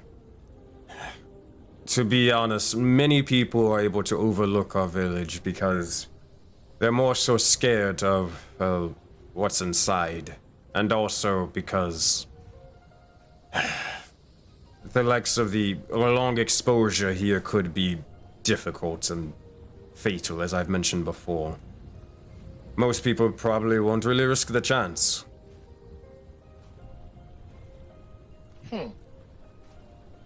We've heard about this noxious gas potentially. Seems to affected some of us on the way there and back. What is it exactly? Is it the spores from you? Is it the air? The ground? What actually is causing this? You'll see a spore pipes in for this one. Well, it's really a bit of all. Pretty much, we genuinely sort of, how you say, we give our fumes and more just from existing, and also when we embed ourselves into the likes of the ground to talk and discuss amongst ourselves, but also our homes are built off of mushrooms and more, and even the bits of, oh gosh, how do I explain this part? The bits of the soil that we've connected to and expanded upon, making our own, also gives off spores.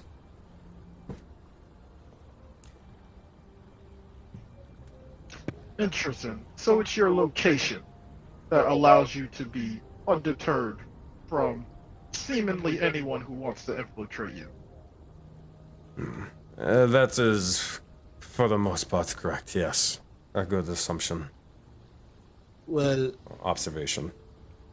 well, that may stop Vijay or others who care about breathing, but that is not going to stop the ops. The ops will go to whatever block, well, regardless of the air quality or not. They may not come here now. I mean, they may not have been here before, but I'm sure you've seen this, or at least your scouts have seen or heard of the starry ones. That we have, but that is what we lost the village to, or a portion of the village to. The one that we traveled to earlier. We didn't go as far into the sort of forest, but... Now, if you don't want to lose this place or any others to the ops, I'm going to need Gishil. By tomorrow morning, round up as many able-bodied men, the ones that you that you could assume at least has the constitution to fight? Constitution to fight. I think I know a couple of people, but it's not. I'll tell you one thing. It's not many. It's not many. That would be a start. As for you, Mao, you and Zaman should get together to create, or at least find a way to bolster the outer defenses here. You two are quite capable in coming up with technological advancements. Perhaps something that could be an alarm or something that could deter others, or worst case scenario, engage before we have to. Those two things will go a long way in the defenses here. And she steps Do we still back. have that cat that we used to record Gore's voice? Yeah, you guys still have the cat. Was it repaired? I believe, yeah, Mao eventually repaired it. Copy. In fact, he probably would have repaired it while you guys were gone, if he didn't do it already. Copy. Zaman would say, I think that would be more than a deterrence for anybody who would approach. I'll work with Mal to come up with an alarm strategy. That being said, as this is sort of happening, eventually you hear the footsteps from behind you, and eventually you see the likes of Orbeer and Ito begin to emerge into the likes of the room. As this begins to happen, you'll see as Orbeer, the smaller myconid individual, the elder, you would look over to him, and he seems to look towards you all with a grateful smile and says, "Welcome back. I hope your journey went well." And while he's sort of approaching over to the side, meanwhile, this guy just looks towards you all, and as he enters, he just gives you all pretty much the stink eye, just scoffing at your presence in the village before continuing on, not really saying much of anything. That said, eventually, Orbeer will look over towards you all as he begins to sort of scamper onto over to his seat and climb up to it so where everyone can see him and begin to take his place. Eventually, you'll see as Ito will begin to do the same, having a seat there. Said, well, care to get this started then? And give us all of your reports. Here, you can take a seat if you want. That's just fine. We'll see as even Philo at one point will sort of head over and then actually just sort of sit down off to the side. You'll see as Gashir will begin to take a seat at one of the chairs. It's not many, but it's a little bit. Mao will opt for the likes of hanging out over here, and Hannibal will just sort of chill off to the side. Same thing with Trog. He'll just kind of be just messing around with a bit of contraptions, but everyone else, you can move where you wish. That said, as this is beginning to happen, you'll look over and you'll see as Orbeer says, well, let's get this started. If you can all give a status report on your mission, Gashir, if you may. Yes, with pleasure. So, we arrived... actually, hold on. They'll close the door for sure when they're talking about this, but... You'll see as he'll say, yes, we arrived in the forest and found bits of torn and affected by the strange starred affliction, bits of the forest and the likes of the grounds and more. We found a bunch of materials and supplies left on or in our hasty departure from the eastern portion of the village. However, in the depths of the water resided a foul beast, but a friendly one at that. I didn't really talk to him much, but I believe Azora and Gore, you could probably give insights to this. We made the beast in question gave us some information to help us defeat the things that were roaming and destroying the place he wanted us to clear out. We did it quickly, efficiently, and the place is now cleared. It may not seem like it, but He meant us no harm, but did point out where the ops.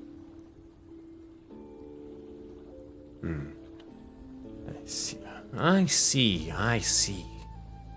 But you'll see as Gashir will begin to continue, or Orby will actually begin to continue and say, well, and I assume this was not too far from the likes of the village. Correct. Not too far at all. Only a couple of minutes of a journey.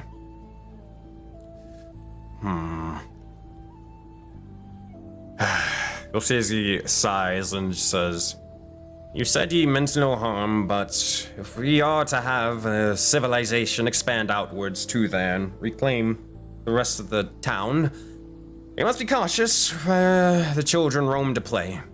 Especially since they've been... Well, I don't know if you've heard, but they've been quite frustrated with the recent build projects of your home. It's something that they're gonna have to get over eventually. The original playground was destroyed by the construction, so now they're bored and looking to cause chaos in the village or get into their own adventures elsewhere. I trust future building projects will be considerate of this factor, correct, Master Zaman? Correct. Do you have any specific locations that are off limits for building? Because when we built these initial ones, there seemed to be nothing there. I can't really blame you, to be fair. There wasn't really anything super important, but like survival-wise at least. Any places off limits? You'll see as he begins to think back and try to figure out. I wouldn't say necessarily, but how do I put this? Myconids, we don't really live that long, and a couple of us have slowly leaving their mark permanently on the rest of the ground. Because of this, we are losing a bit of people, but obviously more sort of being born every day. That said, houses are eventually going empty, and other buildings of the sorts could be used for renovation. Whether you'd want to keep the main structure of the building in a mushroom, or if you'd want to make it something you're more comfortable with, either or those buildings that are abandoned would be fine for things like that. And you say that if we were, for example, to commandeer these mushroom buildings and change the structure of them, your people will not be accepted by this. Well, you probably want to at least talk to them first, and at least let them know, and let the accommodations be said. But one thing is that hopefully with the likes of the expansion outwards, you all build, or once the build or forest is sort of cleared, then we'll be able to build outwards to there, and it won't really be much of an issue. It'll only be a couple of issues with the first bit of hiccups of everyone getting used to new things. Can you please mark these abandoned buildings and let me know who I should discuss about renovating or changing them? Sure thing. You will see, actually, is this the same map? Yeah, perfect. You will look over and he will point out to this building over here. I may want to zoom out the map. So this building over here. This building over, where is it? Here. And there's only a third other building, and it is over here. These three buildings, though they're being used for just general supplies and all that stuff, but for the most part, no one really lives there. And if they did, well, I believe, I can't remember their name at the moment. My memory's getting bad, but this place, this house, it does have residents there, but they're nice folk, so they might be willing to make do with changes. Just a simple conversation, and I'm sure they'll understand. I ain't gonna hold you to that. I saw you ping, and then I lost which ones you said were abandoned. I gotcha. Oh, go ahead, Kane. That one that's golden. This one that's golden all the way to the, so all the way to top left, all the way to top right, and then yeah, this one right here. Boom. There you go. I marked them on the map. Perfect. All right. That being said, oh, go ahead. Yeah. So Azora said, take note of that, Zaman, because there's much work that needs to be done to make sure this place is a viable location for this colony to thrive. That said, Gishi, if you could continue with the report, then everything else. Yes. So, afterwards, we traveled to find these Toyogs, as I believe, what was their name? The Sewer King? Is that what they called themselves? Or was it the Sewer King? Yes. The Sewer King described that they'd notice our position. These are Toyogs, but afterwards, as we would approach them, a fight would break out, and, well, I was able to cut most of them down with only a couple of strikes. I unleashed the noxious blade, and they were no match. I had to save the likes of... I need, hold on, I'm gonna roll it. When did this happen? What is that? Hold on. I need, actually, I'm gonna roll a d6. That's a 4, that is a 1, 2, 3. Oh no. Dear Lord. It gets worse and worse. You'll see as he says, yes, I unleashed Noxious Blade, there were no match, and I even had to save the likes of, Azora over here, as they were captured by the beast. Hold up. You see, Hold on. There's about like Ramon, alternate actions right now. I think and we should nice to see who's gonna respond here, because I think we all got a little something to say. Like, You'll see it. I'm gonna give You'll you see something here. Oh, Just let us know the order of operations. Go ahead. You'll see as Hannibal just start almost having a hairball at that point. Just coughing up, like, it's just like not even understand what he just said. Go ahead, who's going first? I would say all 5 of us don't need to go. I think one of us can handle this. Can one person just do this? Gorman, quick one. When did this happen? Well, You see Azora go to like use her thumb to flick like the hilt of her blade up to show the ice, and she says, "Gashir, I'll give you one more chance to tell the story the way it really happened. Or we could go duel outside and you could show them how good you truly are." make an intimidation check, Zora. 11. Let me do that inspiration. All right. That was much better than what I was gonna do. Donnie and Suplex, my friend. 13. Athletics check, please. Well, the 13, you'll see as he looks over and... Okay, alright, fine, you got me. I was able to only take out 2 of them, but... yeah, there was no saving of the sorts, I do jest. Gore, we yell it again. 2! If One thing and one thing for sure, Gore can count. Gore struck one down. You'll see as immediately he says this fucking guy is just like... Fantastic work, like a true warrior, I'm sure.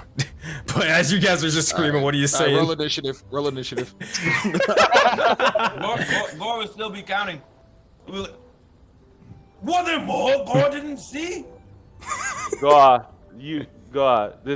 no, you are not mistaken. Your eyes do not deceive you. There was 3 creatures. He didn't even touch one. if you guys would allow, we all went up there, eliminated the threats. Gashir was an ally on the battlefield. Doesn't matter who killed who. They are dead. They're no longer a threat to you. Can you continue with the report? Thank you. Gore muttering his breath. Maybe they count differently here. It says, you'll see as Orbir will, I mean, they don't have eyebrows, but if they did, they'd be raising one, just looking at Gashir and just, yeah, and then kind of agreeing with Acne. I mean, he's right. And then you'll see as Gashir will say, yeah, so, everyone did their parts. Everyone did their part equally. But anywho, afterwards, we were able to gather the eyes of this sort of Otoyog, and we struck a deal or something, and in return we were able to gain favor and gold and assistance with this Sewer King. I'm not sure, however. Well, we were able to secure that portion of the village, but I'm not sure how we'll purify the corrupted portion. Ah, shit! And I'm gonna have to make the high saving throw for Gashir, as he said the fucking word. Hey, he deserves it, yo. Agne's smiling under his mask.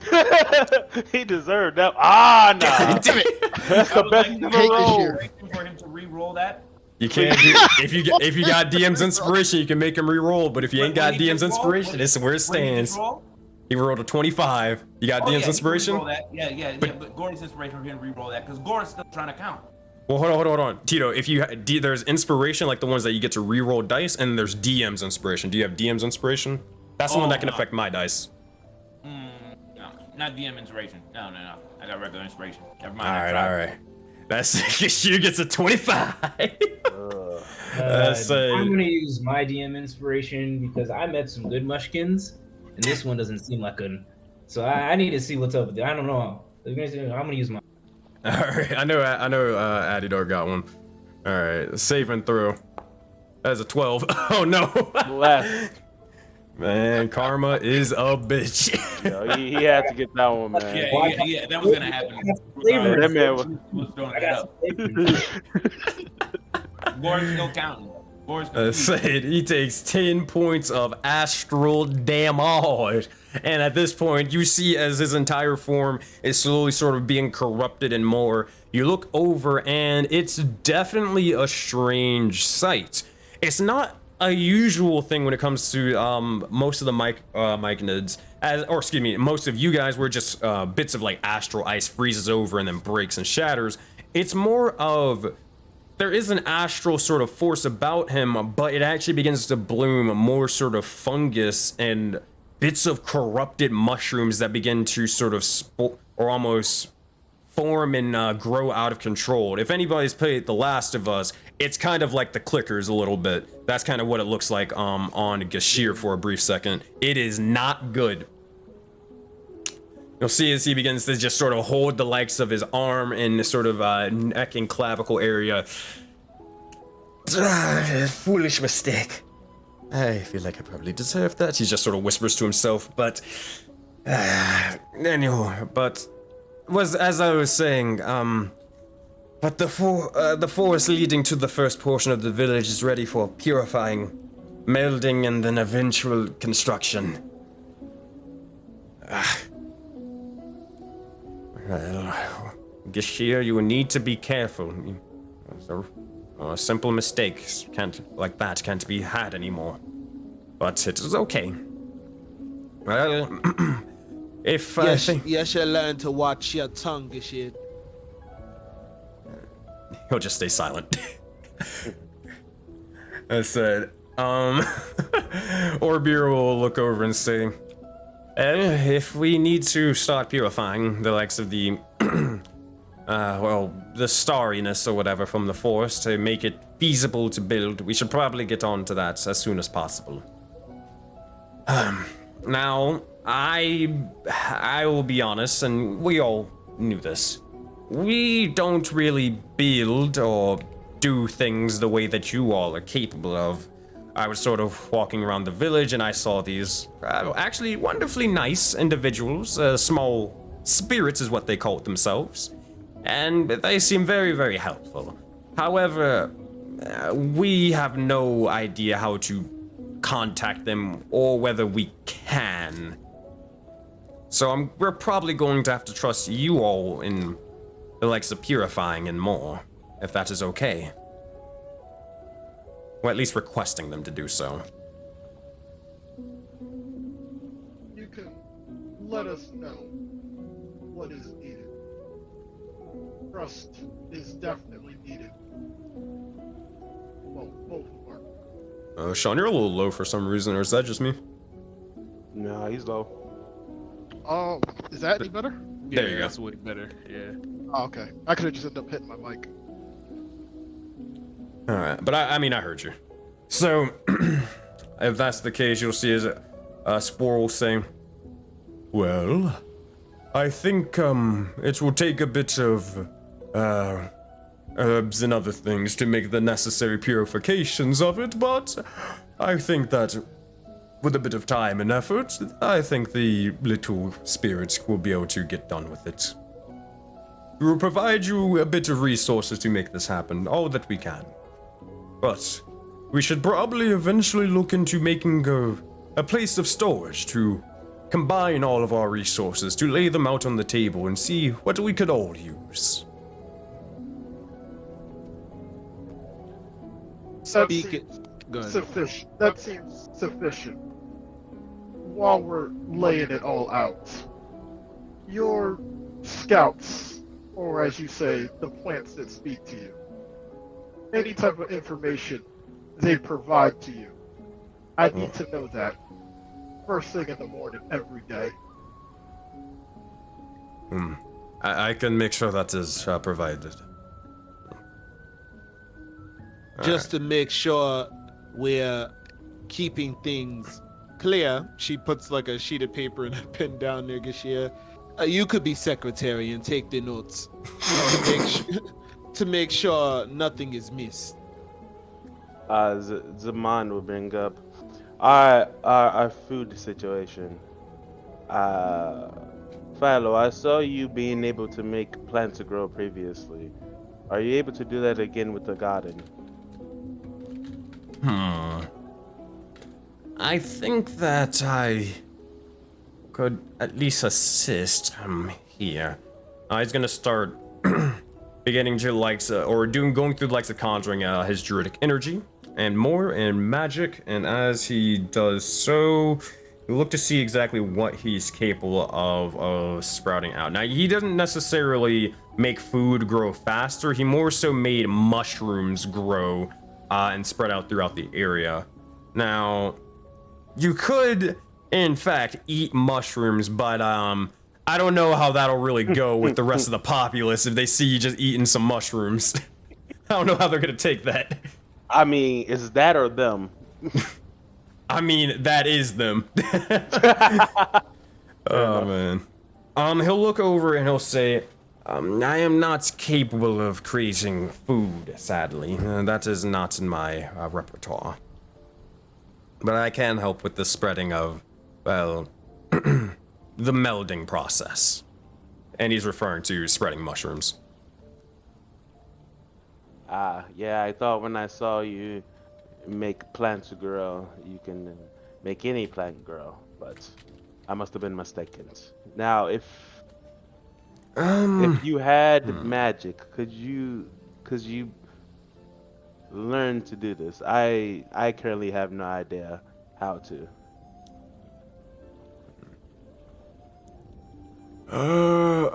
Actually, I think I could provide assistance. You'll see a Spore begin to speak. I could always, well, if I can't necessarily contact, well, the nature around, I can always contact the gods and hope that maybe Coronos' storm could allow for the water to bloom, or allow for the plants to bloom, and if not that, then I'm sure Karametra will provide a little bit of aid. That would be greatly appreciated. Once we get this garden growing and we get a nice production of food, then I think we will be better off. Actually, you mentioned earlier, if I may shift the conversation, you asked her specifically for news reports, right, Agni? You'll see as Orbeer's just sort of speaking, looking towards you. Yes, any type of scouting information. I want that delivered to me as soon as it's known. You'll see as he begins to look over and sort of pull out the likes of a list and pull out a couple little small spectacles and glasses and read over something. There's a couple of things, but there seems to be a couple of more reports that will probably be present in the morning. From what I heard, well, there is this sort of strange sinkhole that a couple of the plants were talking about not too far from here. And I'm talking about absolutely massive in size, probably bigger than this village itself. A couple of the scouts in general, and even the plants, they saw a bunch of robotic creatures around the area, and not really any animals in sight. Well, that was something. That was one thing. A secondary thing was, well, a couple of individuals that didn't seem the greatest were getting, or kind of spotted. I believe you referred to them as a dynasty of the sorts. Where exactly? Well, this outpost was spotted not too far from here, from what the plants were telling the Myconids. They seem to be expanding near here. They're in the main valley. Do you have a map on you? I do not, but I believe Zaman does. Oh boy, here we go. Oh, it's time to pull out the likes of the map of Odin. Y'all, it's gonna take a bit, but here we are. Give me 1 second. All right. So this. Oh, wait, hold on. You guys are looking at secrets. Okay. So right now to get oh, let me also expand out to where you guys see right now. About to right here. Oh, is it not?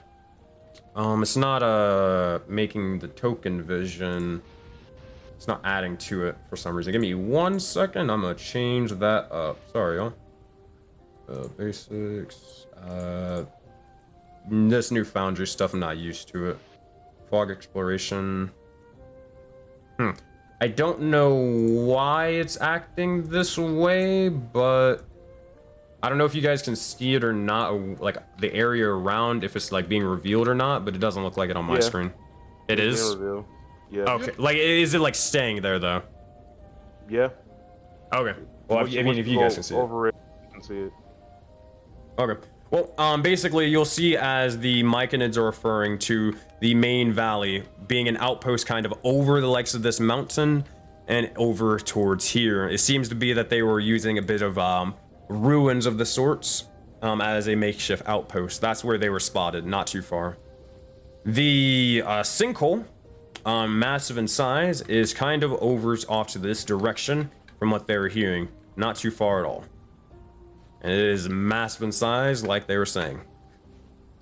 Alright. As they begin to continue, let me pull up the map once more. Splash Screen, Voden, Valley Dreams. Oh my gosh, so many folders, so many folders. Mushroom Village. Boom. Just to be clear, the sinkhole had the large plants? The sinkhole had it had plants looking over towards it, but it had a bunch of robotic creatures around the area. No true animals in sight. Okay. Alright. And then, you'll see as they also begin to say, actually, that's about it for now. Actually, no, or Hannibal will actually mention this thing. While the map is sort of loading, it's taking a little bit of time, but here I'll just activate this one and then activate the other one. But as this is sort of happening, you'll see as Leon and Samurai begin to eventually speak up and say, I think that we probably should at least mention this. I have been feeling slightly ill since entering the village. Yashir keeps mentioning that it could be the spores and fungus and all that stuff, but are you aware of any way to sort of circumvent that? anything of the sorts to, well, for us who are not of the Myconid variety. I'm on the last page, the page with the Sewer King. Gotcha. I'll pull you into the scene. Da-da-da-da-da. Is anybody else on that scene? Alright. Alright, gotcha. Anybody else? I am too. Yeah, I'm on the last screen. I think we all are. Alright, hold on, let me see again. Nah, alright, I'll just pull you guys in manually. Pull the scene, pull the scene, pull the scene, pull the scene. Is everybody here now?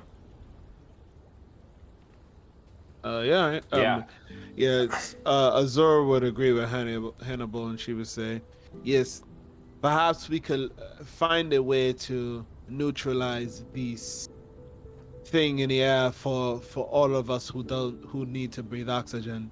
That way we could stay here for long periods of time. Perhaps Mal, Philo, perhaps together y'all could create some type of, or figure out what we need to kind of create oxygen out of the air here to make it more pure. Simple. That won't work. If I'm to understand what you all are getting at. See, as Ito speaks up for the first time.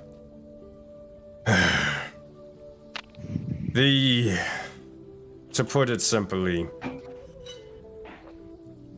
I'm going to be as frank and brutal as honest, but you just need to hear this. Your bodies aren't necessarily capable of dealing with the likes of the spores. That's just how it is. You're not made for this place, but I've heard of someone capable of making cures and stuff like that, or changing their physiology of the sorts to arrive in here and stay in here every now and again, but I haven't seen them for a while. Oh, do you mean? Yes, I do. There's a individual in the jungles of the Lakes of the Valley. It's far from here, though. Issue. It's an oculi woman of the sorts. She's known to make cures as she messes with mosses and stuffs and other sort of poisons, and even she's been how you say, a friend of the village for a while. Is apparently a part of some bone feather tribe of the sorts, I don't know. Regardless, be careful and keep an eye on your person. I wouldn't be surprised if you start seeing mushrooms forming on yourselves. But this is, as much as I'm so thrilled for this alliance, you probably need to get that handled sooner rather than later. Azor looks at Agni and Zaman, and she said, that should probably be our first priority, is to get with this woman and assist me, Hannibal, Trog, Adidak, Mao, and Go, and the others who need to breathe here. Is this antidote, will it be permanent, or will you constantly need to take it? She's capable, I'm sure. I can assure you that it would be permanent. She's able to come into the likes of the village occasionally, but I haven't seen her in a long while. I can point you in the direction of where she is. Can you mark on the map her location? Oh boy, it's very, very far. Yeah, you don't have to pull up the map. She just say like far, yeah. Zura, I've had plenty of encounters with these witchy women. In my werefolk tribe, they've made some sort of serum to last many, many months in the caves with no sunlight, as we're hunting night slaves. As you know, hunting night creatures may take months. Yes. Give me a direction, and I'm sure I can take one or two of you with me, and we can simply find the woman. And how do you guys say, barter is what you folks do for some potions and of sorts? Until you see, and you say that until you see exactly how far it is. Now, to put this in perspective, I won't pull up the map or whatever. This journey is very, very far. Further than any of the other sort of quote-unquote quests that you've received. It would mean that you would have to backtrack back to where the waterfall was, where your journey began, and go into the jungles where you had saw when you climbed up the waterfall and more. It's a very, very far trek.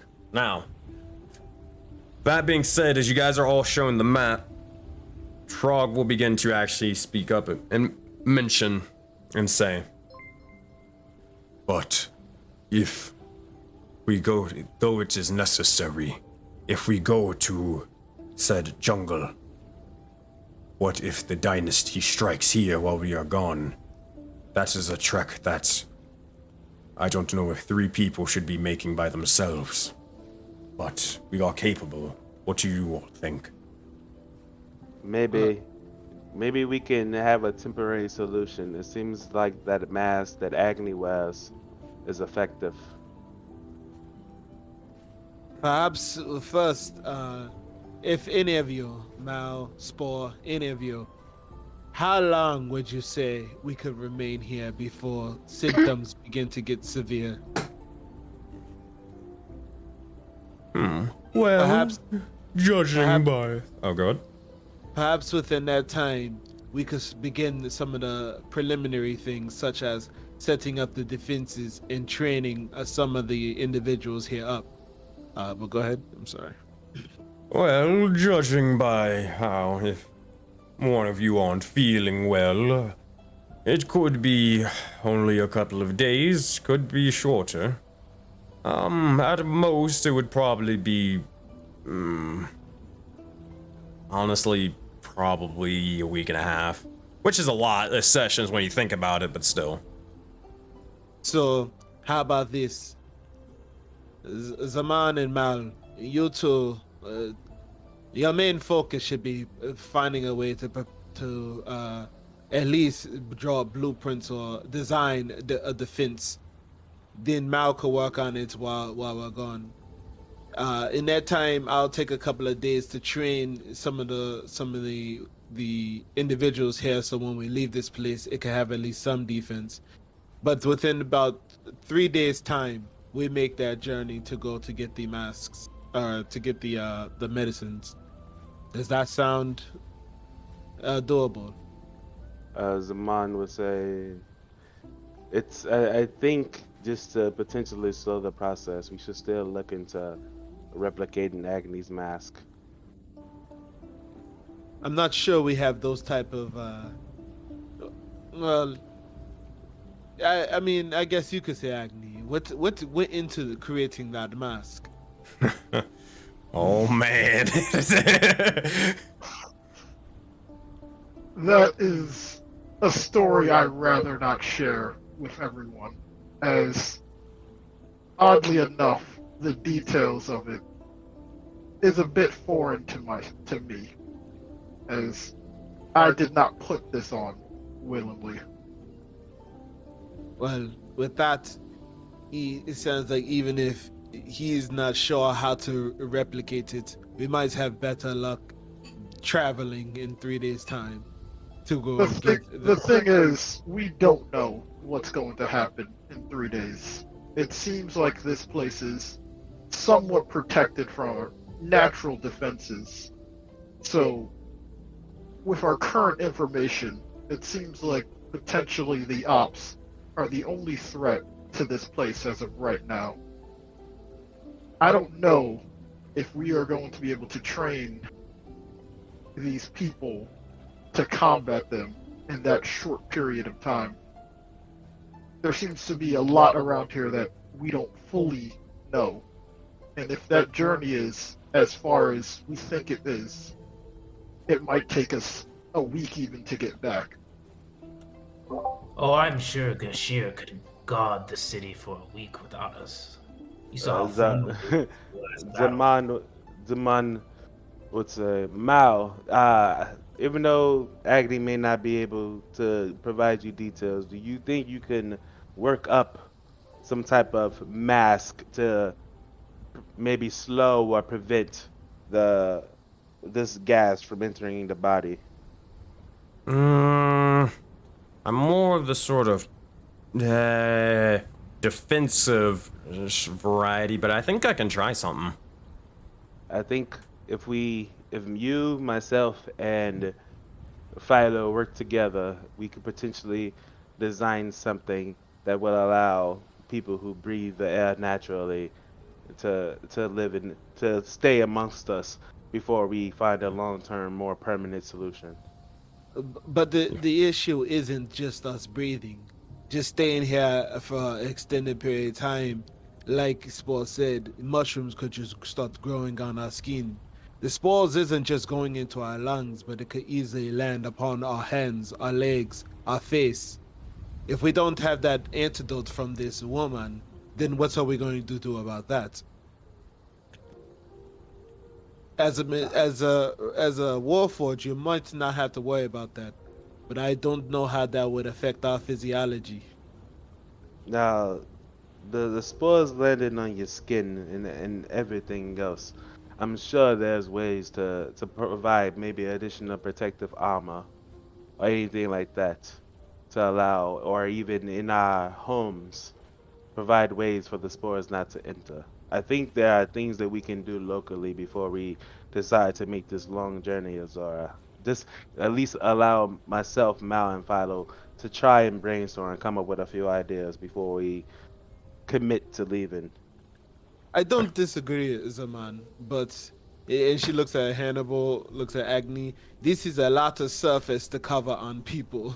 Unless we're inside bubbles, I'm not sure how we can prevent spores from landing on our skin over the next few days or weeks, perhaps. And this question out of character, Mm-hmm. I have lesser restoration. Will that be able to, like, if we needed to, will we be able to use lesser restoration in combination with like mana and different things to like slow down any potential diseases or remove them? Yeah, to at least stall the processes, yes. It won't like make it a lot faster or anything like that. Hold on, let me re-explain that. It won't make it the process like completely end or anything like that, but it'll slow it down to the point where you guys can actually live here. Okay, Zaman would say, Azora, we also have magic at our disposal that we can use while we're coming up with solutions.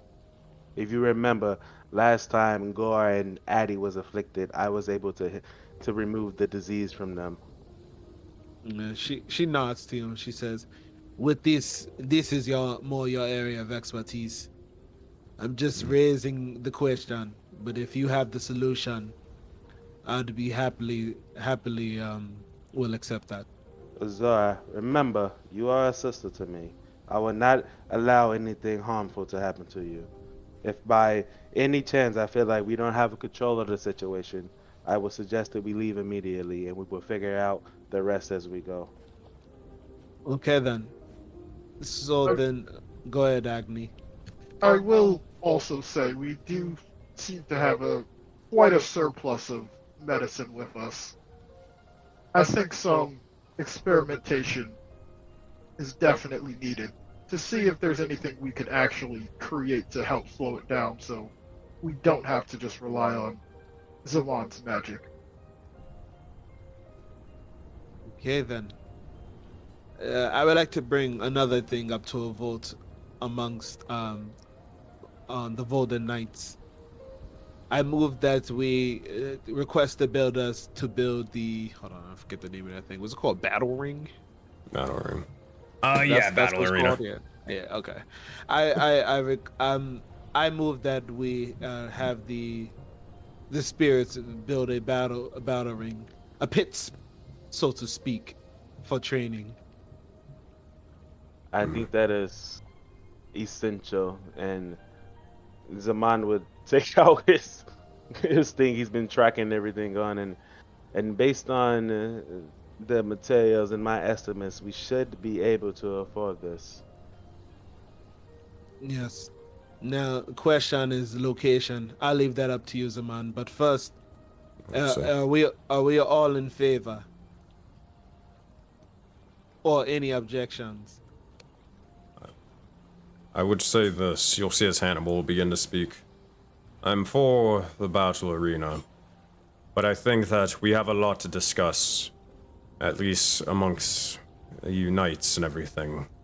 From what we are going to go, and when we are going to handle it, and also who is going to be going along for said treks and adventures. This is something that we can handle before we rest for the evening, but I think that we shouldn't take up their time with personal sort of quests. Agreed. Yeah, Zora nods. Well, that being said, it seems to be that, from what I can tell, you've fulfilled half of the deal with the likes of building more structures and buildings, showing that you are in fact capable of building defenses. And you've also completed the other half, showing that you are at least powerful, capable warriors, according to your report. So, I think it's time that we probably let the rest of the the rest of the colony know that this thing is official. That you all of the voting knights are joining the likes of our Myconid colony.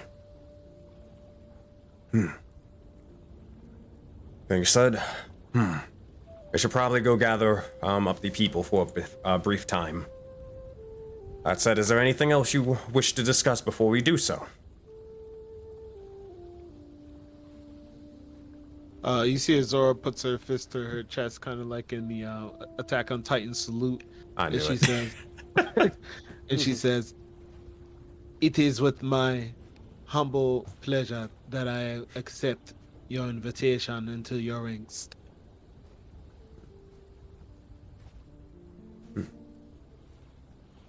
There's not gonna be any type of disagreements with this, right? If the elder wishes it, is it just done, or does this have to go to a vote? A vote in the likes of this arena, or just in general for how things work? In general, how do your politics work for things happening? Well, this is what the sort of council is for. Between the likes of me, Edo, Philo, and Spore, and also Gashir. We typically would decide and discuss these things, and putting them up to a vote. No sort of other Myconid's vote mattered more than the other. That being said, I gotta think about this part. Well, go ahead. Out of curiosity, if the worst is to happen, or nature takes its course, how does someone new get voted in? Oh boy. Oh man. Just curious. Bro, you're about to be like, ah man, Orbeer just kinda got struck down randomly by a random blade. Kinda crazy. Just curious. Just randomly things happen. You know, things catch on fire real easily. Nuts aren't very sturdy. I'm just saying. They are plant-like creatures. Oh man. Like it You ever anymore. heard of spontaneous combustion? What the fuck? Oh man. It would be more of someone would be voted in by, well, the people themselves. It wasn't necessarily anything super sort of official. As the colony, we are literal and figurative family here. That being said, I assume if you had enough votes to being put on the council, it'd be considered and honored, and then you would be added, simply as that. Someone was now... Typically, we haven't really had many people offer themselves to be a part of the council, so we never necessarily had, how you say, a limited seat capacity, if that makes any sense. But I'm sure these are the many questions and concerns that we will need to address going forward before we can continue on how the distribution of, well, voices and power should go. my last quick question. How many people are in this colony? Oh boy, it is Estimate. 1, 2, 3, 4, 5, 6, 7, 8, 9, 10, 11, 12, 13, 14, 15, 16, it's roughly about less than 40, probably like closer to 30 or so. It's not that many, to be fair. It's like 30, 40. Just need to convince 20 people. Write that down.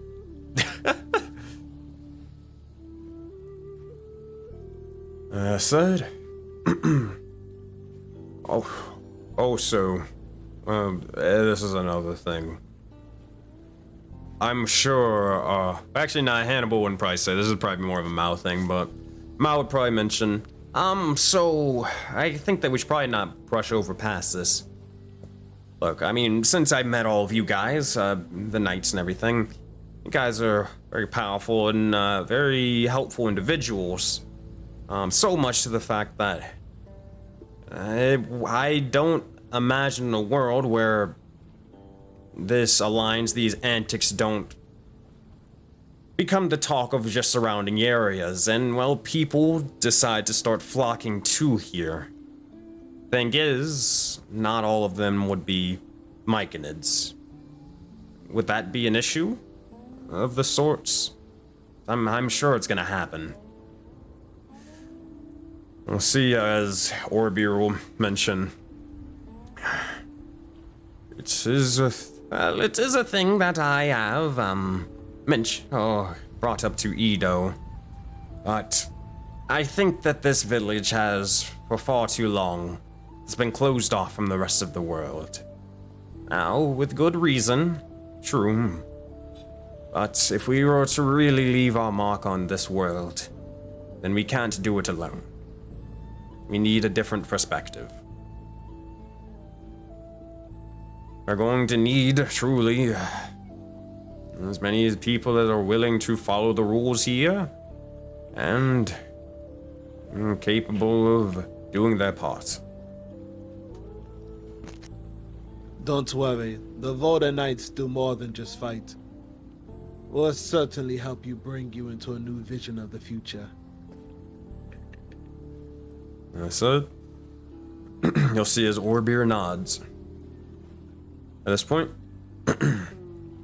you'll look over and you'll see as Orbir will begin to mention, if there's nothing else, I assume, I believe that this meeting can come to a close.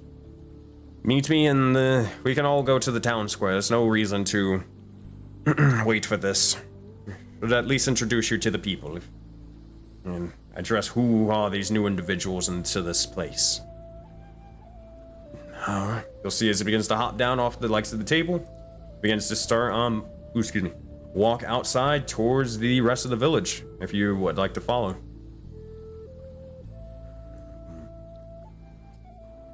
Alright, you'll see as eventually Gashir and Spore will begin to follow them as well outside, Philo following behind suit, Ito as well. Alright. You'll see as a bit of time passes, they begin to walk over, and they begin to head over towards this area. If I can drag the token some more. There you go. It's around roughly this area, if you guys want to move your tokens there. As they begin to emerge. Go ahead. Azora tells Hannibal, after all this is said and done, a quick word. Right. That said, you'll see as I begin to march forth with you. I'm gonna drag all three of these guys over here. Alrighty. At this point, you'll kind of see as all the mushroom individuals are kind of gathering alongside, gathering pretty much all the people in the village to pretty much come to the center of, or the center and hear the likes of this new announcement or what is to be said. At this point, Addy Dark, you begin to climb back onto the roof and more. Big brooding as usual. As you do. You see as, where is this thing? You'll see as Orbir will get ready to introduce the villagers and saying, well, listen up everyone. This mushroom colony was set out to expand to leave our individual marks on Voden. However, we understand to leave the biggest mark and make the biggest impact, we cannot be divided any longer. We must join forces with those of like-minded ideals. Those who can offer protection while we can provide them shelter. For us to be a community and come together for not only the benefit of each other, but the benefit of the entire colony. That being said, we shall treat one another with respect as if they are our own. If we want to survive the dangers of the outside world, this must be the first step, and we shall take it with strides. These are our new colony members. That being said, we shall welcome them to the colony as we forge into a new light for our home. That being said, if there's anything any of the players want to add at this point in time, that's now is the time. If not, that is more than fine. But as this is said, you'll see as the Myconid villagers begin to look over, and they definitely begin, or they are talking amongst themselves. Some are unsure, some are perfectly fine and happy and welcoming you. Others are more skeptical and kind of not really feeling this decision at the moment. So, if anybody's adding anything to maybe sway them over, now is the chance. If not, we can leave it as that. Zora would motion towards Agni. Oh yeah, Yeah, he would say a little something. And just freestyling. Well, this is definitely something. I'm not going to go through everyone's introductions, as we are quite a large group. But for those who are unaware, we are the Voted Knights. We are here in your colony hoping to form an alliance. This alliance hopefully will prove to be bountiful and fruitful in many ways. We come offering originally protection, even though it seems your village does not quite need it. So, in turn of just protection, a new garden has been planted in your village, in the goddess's name of Karametra. We hope this expanded garden is a clear and welcoming present to all of you in accepting us. And although we might seem different from the outside, we do have a goal of living in peace and cleansing this area of the ops. Things are probably going to be difficult for the first few days, but in time, I plan to make this place much more than it is right now. This will be a place of peace and of power, not just for Myconids, but for many other races, if we choose to accept them into this house. Again, please do not immediately fear myself and the new comrades I bring with you guys. We're here for one reason and one goal. I hope to get along and speak with all of you in the near future. That being said, persuasion check with advantage, add 3.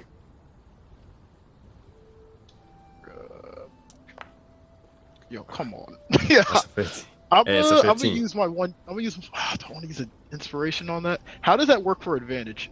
Yeah, you just you roll another dice. Yeah, it's a 5 and a 6. I'll roll another one. All right.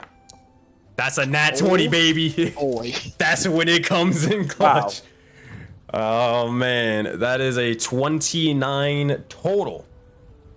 As You had no said, choice. You had no choice. Yeah, you got As he was rolling, This only is a matter of time. we're rolling terrible. I was gonna, yeah. oh man. That said, with a natural 20, you'll begin to hear as actually a couple of the sort of naysayers, a couple of the individuals who seem to be a little bit talking amongst themselves and a little bit skeptical, they actually begin to hear you out. They begin to nod. Others begin to start clapping and more and almost beginning to welcome you. Others begin to actually look over and get ready to try to get your attention after the speech and talk to you to really introduce themselves and more.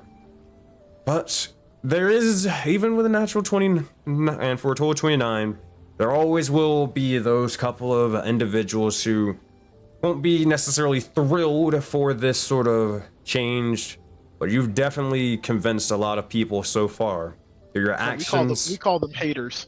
Yeah. Is there any way I can, is there any way I can make a perception check to know who those people are? Yes.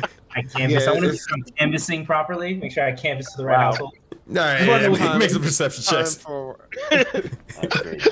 A couple of villagers go missing. Interrogation. Oh boy. Do I have advantage because I have, I'm at a vantage point, so I can see better than everybody else? You're right. Yeah, you get advantage. Good perception. Can't wait to start it, man. This is about to start out perception. great. 18, Azor, if you want to make a perception check, you can make one with It's about sight. to start disappearing slowly but surely. Start disappearing left and right. Right. You see a couple. I'll mention it. With your 18 though, Addy Dark. Actually, nah, you probably won't see that. But with your 18, you'd probably see a couple of them kind of like off to the side.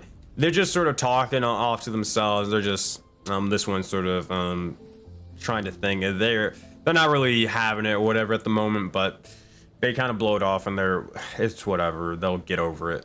So, or we'll get over it eventually, but they're not happy about it in the slightest, you know? And that's gonna be kind of a comment. Like, in general, you kind of guys know this. There's always gonna be people who don't like you, right? No matter what, it's just how it is. But considering you're able to get a majority of the village and a significant majority at that, what can you say? What can you do? Yeah. I will hand the metaphorical mic to if anyone else wants to say anything, or I'll give it back to the elder. Azor's nods to Addy Dark and gestures towards those two down there. Zaman would take the mic and say, I'm looking to improve and enhance this village so that everyone feels comfortable. There will be changes made, but please let your voices be heard. If you have any requests, or anything that you think that we need, please let me know, and I will mark that down as a part of our new initiatives. That's it. Simon, you gotta speak up. I can't hear you up here. What'd you say? Addy, go to sleep. Azor will tell Gashir, the two Myconids there, she'll like, in the morning, we would like to have a word with those two. And she'll point to the two dissenters. Oh, babe. It's just Gashir will just be like, wait, what is wrong? What happened? Just add that to the itinerary, secretary. I'm not the secretary, that's Ido. I think you have this messed up. I am the noxious blade, Gashir. Yes, and all warriors must have great talent in scribing. Never forget, the pen is mightier than the sword. Yes.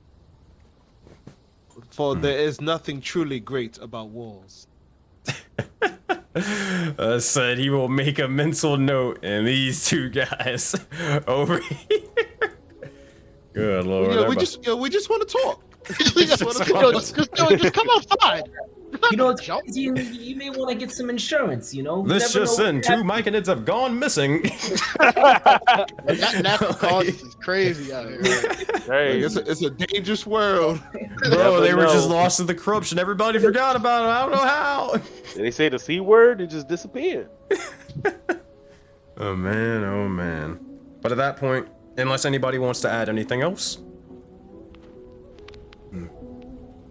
All right. Eventually, they'll all look towards Orbir, and you'll see as he finishes up for the most part, nothing much more to add to it, but he will eventually look towards you all and say, well, everything should be, we'll have to hope and see what happens next. But do keep us informed on what your decisions are, and what you plan to do and tackle next. That said, I think it's time to converse with the rest of the colony and sort of rest for the night. That said, you'll see as Orbir and the others will begin to start heading to their respective homes, and then beginning to, or even just if they really wanted to, they would just start planting themselves directly into the ground and then just going earthbound to rest for their 4 hours. That said, Gashir will eventually go home unless there's I don't think anybody wants to talk to him for anything. Nobody got word to him. Yeah, Azur would remind him to the whole bring bring the able-bodied individuals who want to sign up for training. I'm just gonna write a text thing. And so the individuals are training, the individuals the dissenters, and then make sure that the scouts report to Agni first thing in the morning. And then she'll let him go. I said, that I will make sure to make a mental note of that. And as that is happening, also makes a mental note of where he lives. On the top of the roof. Man, he is never getting a restful night ever. That's it. Man, just gonna brood outside his window. Is that what you plan on doing? Hannibal will look over. I mean, I'll take his room if he didn't want it. No, I'm kidding. But we should probably check and see exactly what the living situation is before. Just to make sure, this is the smaller one, right, over here? So the right one is the smaller one. The left one is the bigger one. Okay. Yeah. I think we made this one to the right for Hannibal and Mao. All right. And because one fits 2, one fits 4, right? If I'm not yeah. No drunk. Yeah, Trog is just gonna. Oh wait, actually, there's water, there's trees. Yeah, Mao will probably get ready because he's tired. It's been a long day of the swords. He's gonna start heading into the likes of the social month. Agni will ask for Mal. We can just do it like a next session or in the morning. He does want to talk to Mal. Okay. We can save it for the morning. All right, easy enough. Gore just wants to know where the bed is. The bed is in here. You guys can move your tokens there, and I'll start changing maps because you best believe we have different maps for these houses. All right. Quickly, Azura tells Hannibal that in the morning, she wants him to be there as sort of like her assistant in training these class of Myconids. He'll sort of chuckle to himself and then say, "Oh, have you started teaching now?"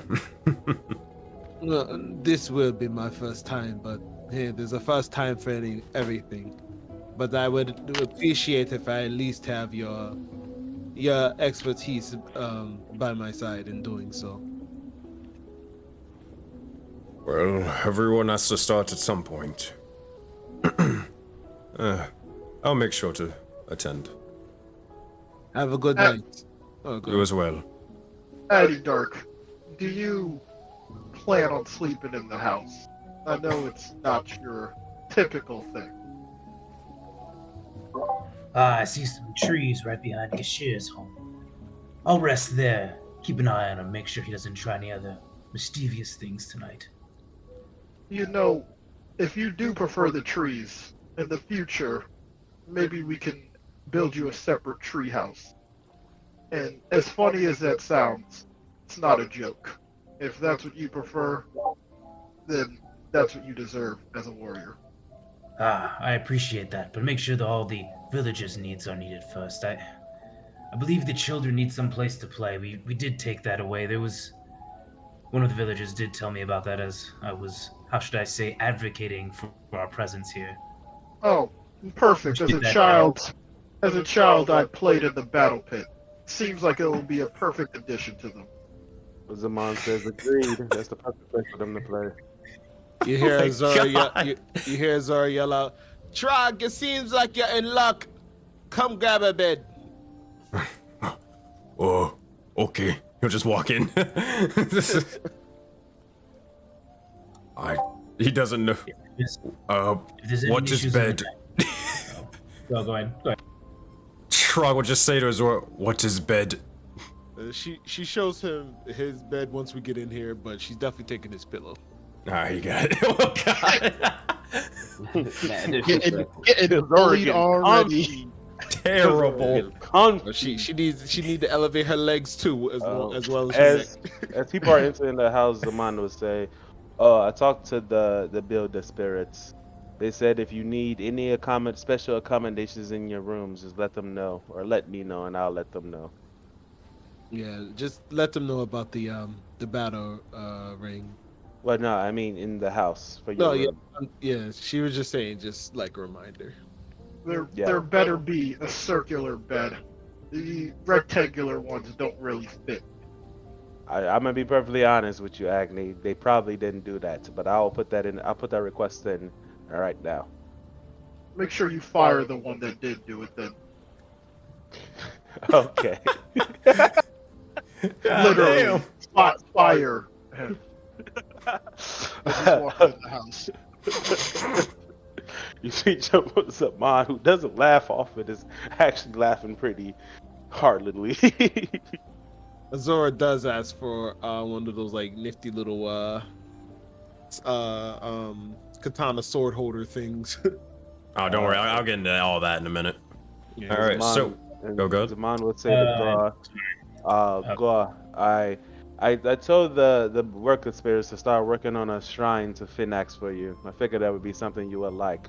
I don't know if you have any other requests. Gore doesn't have any requests.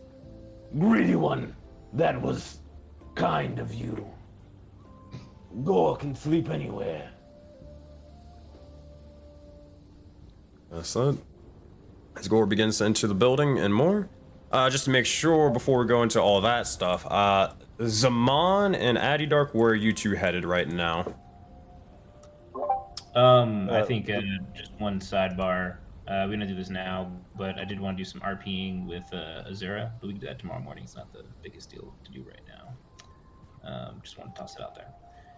Easy enough. I mean, you can grab her if you want. I'll head to the trees. For now. You got it. You begin to head over towards the likes of the trees, and as you do, you see as Cora's kind of off to the corner, kind of behind or below a bit of sort of trees, and she does seem to be powered off at the or the time being, kind of off by herself, and you do notice that if you were trying to talk to her. But as I said, if not, you can climb up into a tree, and you're good to go. You see Zaman power off like near the entrance of the house. Easy enough. Alright. Addy, were you doing anything or you just climbing up your tree? You're muted if you're saying something. Oh, sorry. Does he live in a tree? Who? Kashir? Is that Oh, a tree? no. So if you here, I'll drag your token real quick. If you look over from the inside, you'll see it's an actual house. You can go into every single one of these buildings on this map. Oh, okay. I'll just hop in this tree right here and call it a day. Alright. That's it. While you're doing that, meanwhile in the house. Well, actually, I'll tell you what. I'm going to at least show off the hut right now. This is what it kind of looks like. So, these maps were made by Reverend Panda, and they did a fantastic job at them. So you'll see this is the house for the likes of Hannibal and or Mao. My map is taking a little bit long to load. That is spacious for Mao. Oh yeah, Mao is he's gonna be living like Larry. He is fine. Mal and Trog can share that bed. Nice little like T spot for Hannibal. Mm-hmm. And then let me go grab Mao, and I'm just gonna grab his token in there for next session. But yeah, like He even got his bag. His bag is there, like he already knew he was. Facts. Oh man, the DM's too crazy. He's too good. That said, for the other house, you walk into this sort of room, or this set of rooms and establishment. Now, granted, it's not the biggest, but it's big enough to allow for you guys to sort of live and do your thing. I'm gonna open up your tokens. Zaman being outside, so pretty much easy enough to get to. Gore going inside, Agni as well, and then Trog last. But yeah, you'll see as just Azor or Trog will just continue just asking Azor, "What is bed?" She says he can lay over here, but she definitely, like I said, she definitely takes his pillow. What do I do? Lay here. She says just lay on it, and she says, this is a place for you to lay and rest. It is much comfier than the ground or the trees or wherever you lay. Hopefully, by getting a good rest, it can help you be more prepared for battles and accuracy and anything that may come in the future. Okay. You'll just see as he just climbs up onto the bed, and he straight up like climbs up like a dog and kind of just circles around it, and then just plops down. What a waste. Agnes kind of comes in. You can go ahead, Strong. Nah, that's it. He just says soft, and then just lays here. He's gonna take one of these books from the bookshelves. Nothing like in particular, just a general book. Yeah, so these books are just, I mentioned this to Secrets. They're just empty sort of books. They don't have anything on it. They're just open for you to write stuff in them. Never mind. He has taken 2 of these pillows, because he's taken 2 of these, because he's a big man, and he's going to need that extra lumbar support. Y'all just ain't ever having guests over. We're definitely gonna need some bigger houses, because sharing a room with Gore, I feel like Gore's snoring. I feel like he's definitely a snorer, like a very loud snorer. Mad disrespectful. Definitely a snorer. I feel like he's a very loud snorer. Agni honestly gets on the bed and kind of like, he doesn't sleep on his back as a turtle, because he did that once and he couldn't get back up for a while. So he kind of gets on the bed like a dog, and he's like on his stomach. And he would just sort of, I guess, start writing in one of these books. Like, not in particular, but he wants to stay up a little bit longer, just in case anything happens, because this is still new to him. Azor peeks around the corner to see how the hell Agni gets his horns into the shell, but realizing he's not in the shell, she just goes back to bed. That is the biggest mystery of Odin, let me tell you. Let me tell you. He withdraws into his shell one of these days. Actually uses that ability. Oh man. Gore, you doing anything? Gore is eager to just get his see what he's been gifted with. So he'd have probably like gone in the corner and kind of like tucked the axe in. You said it's the axe in the eye, right? Yep, axe in the eye. And he put it together, and Gore would almost like sit and kind of stare at it until he fell asleep. Easy enough. Give me 1 sec, y'all. Give me 2 minutes. I gotta get something for this. Were there any other conversations anybody needs to have with anybody at the moment while I'm getting this ready? Oh, there's one thing I could do while you're doing that. So I guess before we go to sleep, Agni would ask Azor something. He would say, the mushrooms, they talked about their natural defense with the spores.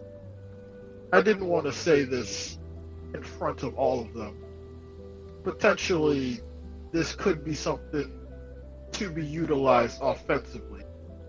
if we can figure it out exactly how to either harvest the spores or contain them in some type of jar or vial. It was something I too had an idea of. It's why I was curious of the woman who could make something to neutralize it. Clearly, if she could neutralize it, she perhaps might have the same skill to find more utility for it. You know, oddly enough, if we do find it, I feel like Trog might be the perfect person to utilize it. Maybe even through lessons from Gore and him being able to apply different elements to his weapon. That would be useful if he can hit. Every person has their use in a fight. Some meat shields, but still a use. Agreed. Let's just hope the training pits could provide more usefulness when needed. Man, this man needs the lucky feet. That's what he needs. That's a fact.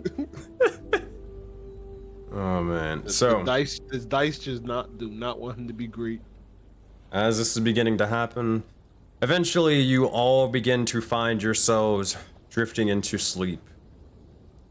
Some faster than others, some for longer than others. Gore. As you begin to fall asleep and more, you begin to actually, hold on, let me change this for a brief moment. You begin to see as visions begin to appear. You begin to reminisce and think about all your sort of journeys throughout the likes of your adventures. Eventually arriving from the Azure Taiga to the Forbidden Expanse. To eventually heading out on this quest with the likes of all of your allies and more. To eventually being transported to the likes of the Jaded Dragon Valley. You begin to recall and reminisce all these sort of events. But eventually you see and you begin to stop on one particular moment that you just can't shake. The plane of dreams. You talking to the likes of Clothis, to the likes of the Oni. Remember the fight with them and more, as it was definitely a gruesome one. A gruesome battle with the likes of a corrupted yokai of the sorts, but one thing, you just feel like something, I don't know, as you're kind of reliving the likes of this battle, you slash out towards them. You do the almost one of the final blows trying to kill the likes of the clones of the yokai beast, but you can't shake the feeling of being watched constantly. You look over and you find yourself haphazardly kind of looking behind yourself to see what's there, but you find nothing. You shake it off and continue forward. Even after slaying the likes of the beast, you look over behind buildings, but you find nothing. No one. Eventually, you look over and you find yourself almost frozen in time. You look over towards all of your allies as they begin to stop, standing there, talking to the likes of Clothis, this sort of deity of the sorts, someone of Heliod's sort of power, if not weaker. But as this sort of happens, you look over towards their bodies. They don't seem to be moving. They don't seem to be breathing, no longer conversing. They're just sort of standing there. You look around and you look towards the grounds themselves, the trees, the likes of the buildings, and you see as it all begins to start being consumed in blues, greens, purple, astral lights. As you watch as all of the area around you begins to form, what do you do as you find yourself outside of the the yokai's house once more, and all of your allies frozen? Gore would yell out, "Enough with the tricks! Gore's already seen this before. Gore knows how this god dies. That yokai was weak. And as you begin to say this, you hear a deep, guttural voice begin to emerge, and it says, But do you know how a god awakens? And as this begins to happen, Gore, you look over and you find your entire self being almost surrounded more and more in this sort of astral star field. You look about and you see as you're suspended in this entire area, and down below your entire form, you watch as this giant purple circle, this giant purple light begins to form and emerge. You look as it begins to open, and you see a massive eye in size with a singular slit down the middle. As this begins to happen, you glance towards the eye. But sadly, that is where we will have to cut the session, as we are at time. So we'll have to figure out what all this means next week in Valley of Dreams. Oh goodness, you've done started dealings with people that you don't know about. Hey man, it wasn't a deal with one god, so that's all that matters.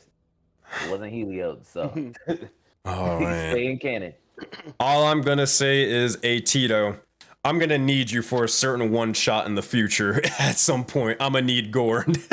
So let it be done. Oh my god. Here we go. But thank you everybody for all of the, thank you to all the players who were able to join for the session today. I hope you guys enjoyed yourselves. Thank you to all the people who were able to tune into the stream. Thank you to the raids. I'm gonna real quick, I'm going to break down the stream, and after that we're gonna get the magic item table rolls and all that good stuff. So I'll be right back. Thank you guys again. Alrighty, thank you everybody, Let's switch on over to this sort of overlay. Hello! How's it going, everyone?